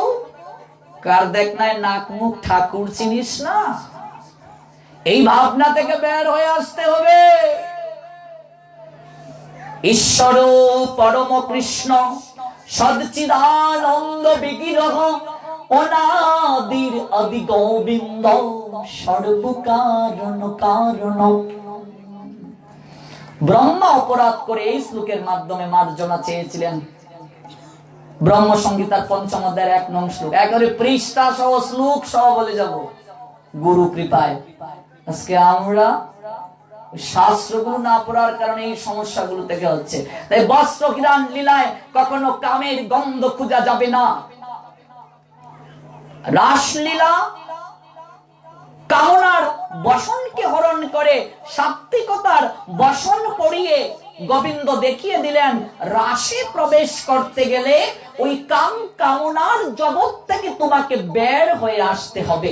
এই জন্য রাসের প্রারম্ভিক লীলাটা হচ্ছে বস্ত্রহরণ লীলা। আমরা যখন ভাগবতে প্রবেশ করে শুনবো এই লীলা কথাগুলো, তখন আমরা বুঝবো। এই তারিখে যেহেতু প্রথম এসেছি, কেবল প্রারম্ভিক কথাগুলো বলছি, অর্থাৎ পাত্র প্রস্তুতের কথাগুলো বলছি, তারপরে এই সকল লীলা কথা আমাদেরকে স্পর্শ করতে হবে। বলছিলাম শ্রীর কথা, জগতের বুকে কেবলমাত্র অনাদিরাদি শ্রী গোবিন্দ ভগবান কৃষ্ণ, তার সৌন্দর্যের বিনাশ নেই, জগতের বাকি সমস্ত সৌন্দর্য নষ্ট হয়ে যাবে। আত্মাই সেই সকল সৌন্দর্যের সোর্স অফ এনার্জি, আত্মাই সকল সৌন্দর্যের উৎস। অথচ আত্মাকে অবহেলা করে আমরা মূর্খের মতো এই জড়দেহের খাঁচাটিকে আমরা আমাদের প্রকৃত স্বরূপ বলে ভ্রম করছি। ভুলে গেছি পাখিটির জন্যই খাঁচা, খাঁচার জন্য পাখি নয়। পাখি যতদিন আছে খাঁচার মূল্য আছে, আত্মা যতদিন আছে দেহের মূল্য আছে। আত্মা দেহ থেকে চলে গেলে দেহের কোনো মূল্য নাই। তাই দেহের যেমন যত্ন নিতে হবে, আত্মারও যত্ন নিতে হবে। আত্মারও খাবার দাবার আছে, আত্মারও যত্ন আছে, আত্মাও খায়। এটা কেমন কথা? মনে করুন আপনাদের ইলিশা বাজারের এক দাদা নতুন বিয়ে করলেন। হঠাৎ করে বৌদি দাদাকে বায়না ধরেছে, অগো শুনছো, আমি ইন্টারনেটের মাধ্যমে সংবাদ পেলাম বরিশালে একটা বাণিজ্য মেলা হচ্ছে, তুমি কি আমায় নিয়ে যাবে? নতুন নতুন বৌদি দাদাকে বলছে চলো স্পিড বোট করেই যাই। বাণিজ্য মেলা ঘুরতে ঘুরতে হঠাৎ বৌদি বলছে দাদাকে, অগো শুনছো, আমার না একটা জিনিস চয়েস লেগে গেছে। কি? ওই যে দেখো একটা খাঁচার মাঝে ময়না পাখি দেখা যাচ্ছে, এটা আমায় কিনে দেবে? দাদা বলছে নতুন নতুন বউ বায়না ধরেছে, যদি কিনে না দেই একটা সম্মানও তো প্রশ্ন আছে। সারা জীবন বলবে দেখেছি না মুরুটটা, নতুন নতুন তোমার সঙ্গে ঘুরতে গিয়েছিলাম, একটা বায়না ধরেছিলাম, এটাও তো দাওনি কিনে। দাদা বলছে যা ইচ্ছে তা বায়না করো, সব কিনে দেব। এবার খাঁচা সহ পাখি কিনে দিয়ে স্পিড বোট করে ইলিশা বাজারে প্রত্যাগমন। এবার বৌদি পাখিকে যত্ন করে খাবার দাবার দেয়। ময়না পাখি কথা বলতে পারে, বুলি শেখালে। পাখিকে খাবার দাবার দেয়, যত্ন নেয়, খাঁচাকেও যত্ন নেয়। বিয়ের পর দিরাগমনে যাওয়া হয় নাই। দিরাগমন বুঝো মা? আমাদের সিলেট অঞ্চলে বলে ফেরা যাত্রা। বিয়ের পর যে আবার জামাইকে নিয়ে যেতে হয়, তো বিয়ের পর যাওয়া হয় নাই। এবার ওই বৌদির ছোট ভাই এসেছে, এরে ছুট দি, বাবা তোকে পাঠিয়েছে যাওয়ার জন্য, তোরা দিরাগমনটা এখনো শেষ করিসনি। ঝামেলা ঝামেলা বলে বলে জামাইবুর ব্যবসার অজুহাত দিয়ে দিয়ে এই তারিখে না গেলে হবেই না। বলছে যাবো তো ঠিকই রে, আমি একটা কথা ভাবছি। কি ভাবছস? আমার এত স্বাদের ময়না পাখি কোথায় রেখে যাই? এমন সময় এই বৌদির বড় যা বুঝো, বড় যা একটু বুদ্ধি কম, সরল, বোকা, আমাদের সিলেটি ভাষায় ব্যাককল টাইপের। এই ইলিশা বাজারের বড় বৌদি, আবার ইলিশা বাজারের কোনো বড় বৌদি বলবেন না আপনাদেরকে ব্যাককল বোকা বলতেছি, একটু সরল। সে এসে বলছে হেরে ছোট, বাবার বাড়ি যাবি, যা না, এত ভাবছিস কেন? বর্দি যাবো তো ঠিকই গো, কিন্তু খাঁচাকে কি কোথায় রেখে যাই বলো? আরে বোকা মেয়ে, এটা নিয়ে ভাবতে হয়? আমার কাছে রেখে যাবে, আমি 1 মাস দেখাশোনা করব, যা তুই ঘুরে আয়। আচ্ছা বর্দি তোমাকে একটা কথা বলি। বলছি কি রে? বলছে আচ্ছা বর্দি তুমি কি খাঁচাটিকে দেখাশোনা করতে পারবে? পারবো না মানে ঢের পারবো, যা 1 মাস বাবার বাড়ি থেকে ঘুরে আয়, 1 মাস ঘুরে আসবি। এবার আমার ইলিশা বাজারের ছোট দাকে নিয়ে ছোট বৌদি বাবার বাড়ির উদ্দেশ্যে রওনা করলেন। বড় যাকে বুঝিয়ে দিয়েছে খাঁচাকে দেখাশোনা করার জন্য। আর ইলিশা বাজারের বড় বৌদিও ব্যাককল, বুদ্ধিশুদ্ধি কম, সরল টাইপের বোকা। ছোট যা বলে গিয়েছে খাঁচাকে দেখাশোনা করতে, পাখিকে তো খাবার দাবার দেওয়ার কথা বলে নাই। আর আমার বড় বৌদি খালি খাঁচাকে ঘষা মাজা করে, ঘষা মাজা করে, ঘষা মাজা করে, ভেতরে পাখিকে খাবার দাবার কিছুই দেয় না। এক মাস পর কি হবে বলো? হরি হরি বল। এক মাস পর বৌদি বাবার বাড়ি থেকে রওনা দিলেন। আমার ইলিশা বাজারের সুট দা, একটু ইলিশ খেয়ে দে, একেবারে শরীরকে নাদুস নুদুস বানিয়ে শ্বশুর বাড়ি থেকে রওনা দিলেন। ঘাটে এসে নামলো, এদিকে আসছে, এসে দূর থেকে দেখছে কাচারি গড়ের বারান্দায়, ব্যালকনি বুঝো, আমরা বারান্দা বলি, ব্যালকনিতে খাঁচাটা ঝুলানো। প্রতিদিন তো বড় বৌদি খাঁচাকে গোসা মাজা করেছে, গোসা মাজা করতে করতে খাঁচা ঝকবক ঝকবক করছে। ছোট বৌদি বলছে, বাহ বর্দিত বড় কাছের লোক, তাকে একটা থ্যাঙ্কস না দিলেই নয়, দেখো কি সুন্দর খাঁচাকে গোসা মাজা করে রেখেছে। কাছে এসে দেখে খাঁচার ভিতর পাখি নাই। ও বর্দি বর্দি, কিরে ছোট, তোর আকেল বুদ্ধি বলে কিছু নেই? এসে চিৎকার চেঁচামেচি শুরু করে দিয়েছিস, করে নতুন নতুন ফেরা যাত্রা থেকে এসেছিস, কত টাকা দামের শাড়ি এনেছিস দেখাবে, মিষ্টি এনেছিস কিনা, রাখো তোমার শাড়ি, আমার কাছার ভিতর পাখি কই? হেরে বোন, তুই তো শুধু বলে গেলে খাসাকে দেখাশোনা করতে, আমিও তো এক মাস শুধু খাসাকেই দেখাশোনা করলাম। আমি কি জানি খাসার ভিতর পাখি, ওকে খাবার দাবার না দিলে ও ধীরে ধীরে মরে যায়। আমরা অনেকে ইলিশা বাজারের বড় বৌদির মতো ব্যাকল, খালি খাসাকেই গোসা মাজে, স্যান্ডেল না স্যান্ডেল শো, রূপচর্চায় আভিজাত্য, ফগ মুখে দিবার সেদা বেদা, চাঁদনি, সানসেল, কন্ডিশনার, সব খাঁচাকে গোসা মাজা। ভেতরে পাখি আছে না আত্মা, ওকে খাবার দাবার কিছুই নেই। এখন জানতে হবে আত্মার খাবার কি। অনেকেই বলে আত্মায় যা টানে তাই খাও,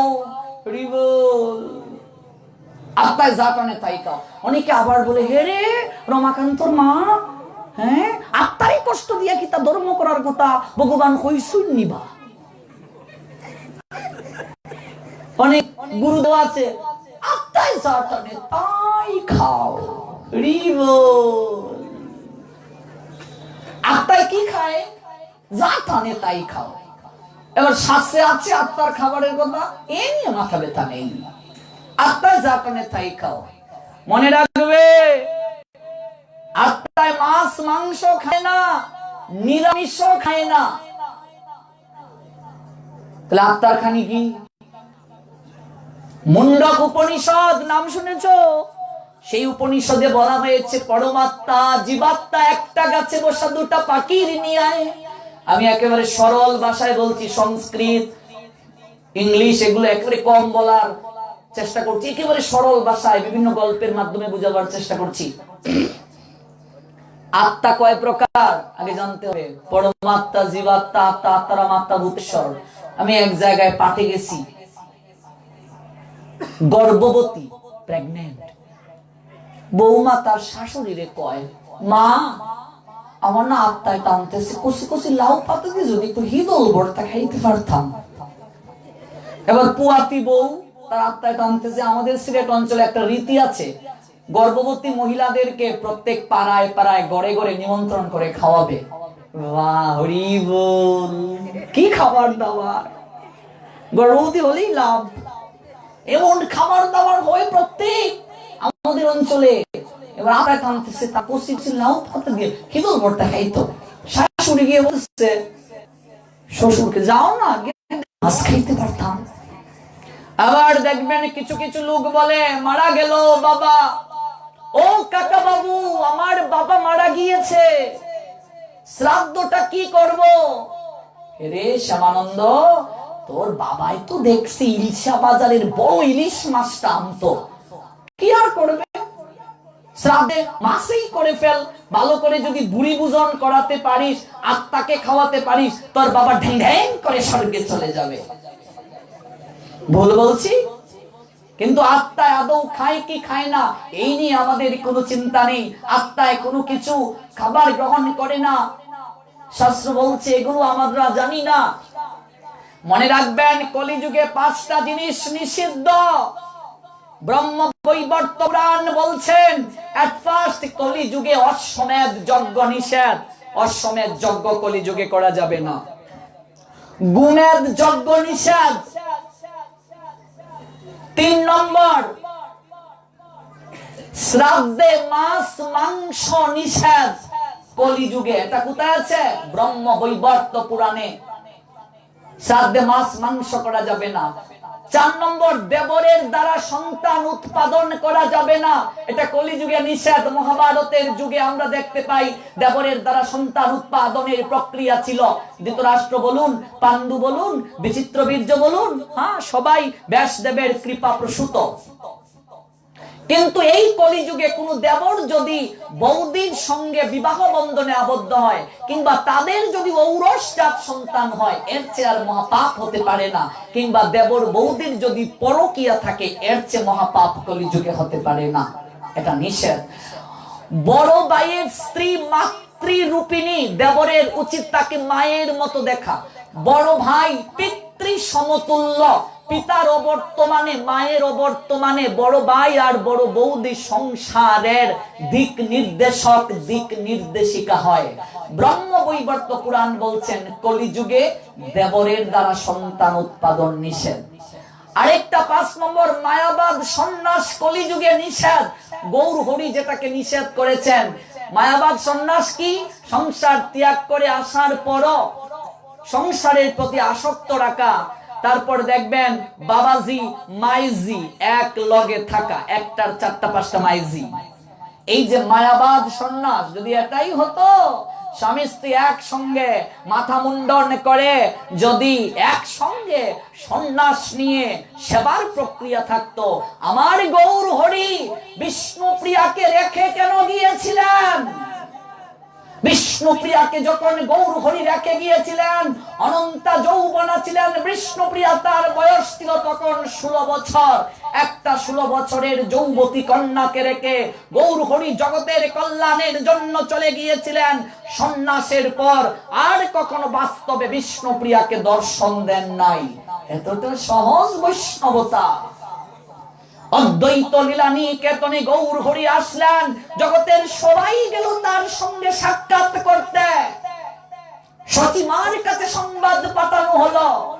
সচিমা বলছেন, প্রিয়া প্রস্তুতি নে, হরে আমার নিমাই ফিরে এসেছে রে। বলা হলো বধূ মাতার যাওয়ার অনুমতি নাই। ভাবতে পারেন শান্তিপুর থেকে নবদ্বীপের দূরত্ব মাত্র কয়েক মাইল।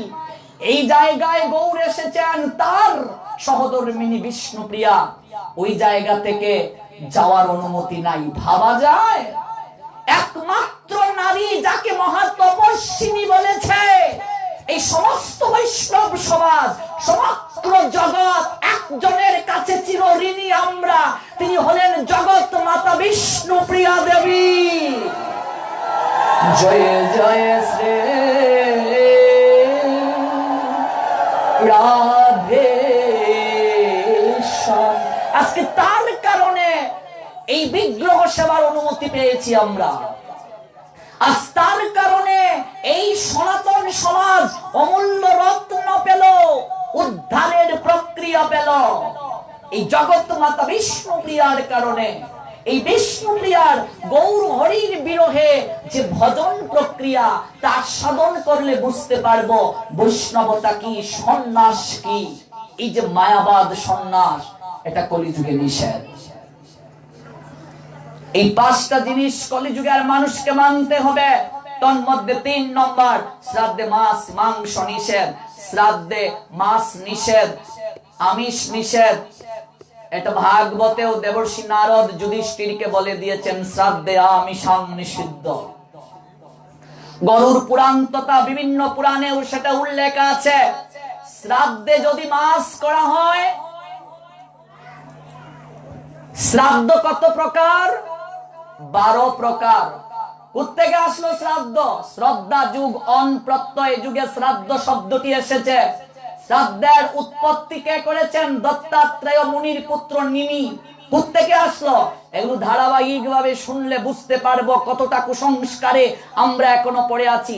আমার বাবা কাকা যেটা অনেক আছেন, অনেকেই হয়তো জেনে আপনারা থাকবেন কিংবা আছেন, এক সময় শ্রাদ্ধে দই চিরা দেয়া হতো। হতো কি? শুনেছেন? তাহলে হঠাৎ করে এটা কিভাবে আসলো? ব্রহ্মবৈবর্ত পুরাণে স্পষ্ট লেখা আছে, এটা করা যাবে না। একবার ভেবে দেখুন, কেউ মারা গেল, যদিও 10 দিন গিয়ে 11 দিনে প্রত্যেকের শ্রাদ্ধের কথা, সেই বিষয়ে আমরা আজকে যাচ্ছি না। আপনি এই কয়টা দিন ব্রহ্মচর্য ব্রত পালন করলেন, প্রস্রাব করে জল নিলেন, শৌচ কার্য মল ত্যাগ করে স্নান করলেন, মৃত্তিকায় শয়ন করলেন, ফলমূল খেলেন, কিংবা হবি স্বর্ণ পেলেন। এবার একবার ভেবে দেখুন তো, এরকম সদাচার জীবন পালন করে রুচিটা কি করে আসে? মাছের বিষয়টা, ধর্ম তো পড়ে, বিবেক কি বলে? অনেকে আবার মাছের শ্রাদ্ধে গিয়ে আগরবাতি দিয়ে এরকম দেখায়, আপনারা 10 জন, আপনারা আশীর্বাদ করবে আমার বাবা যেন স্বর্গে যাইতে পারে।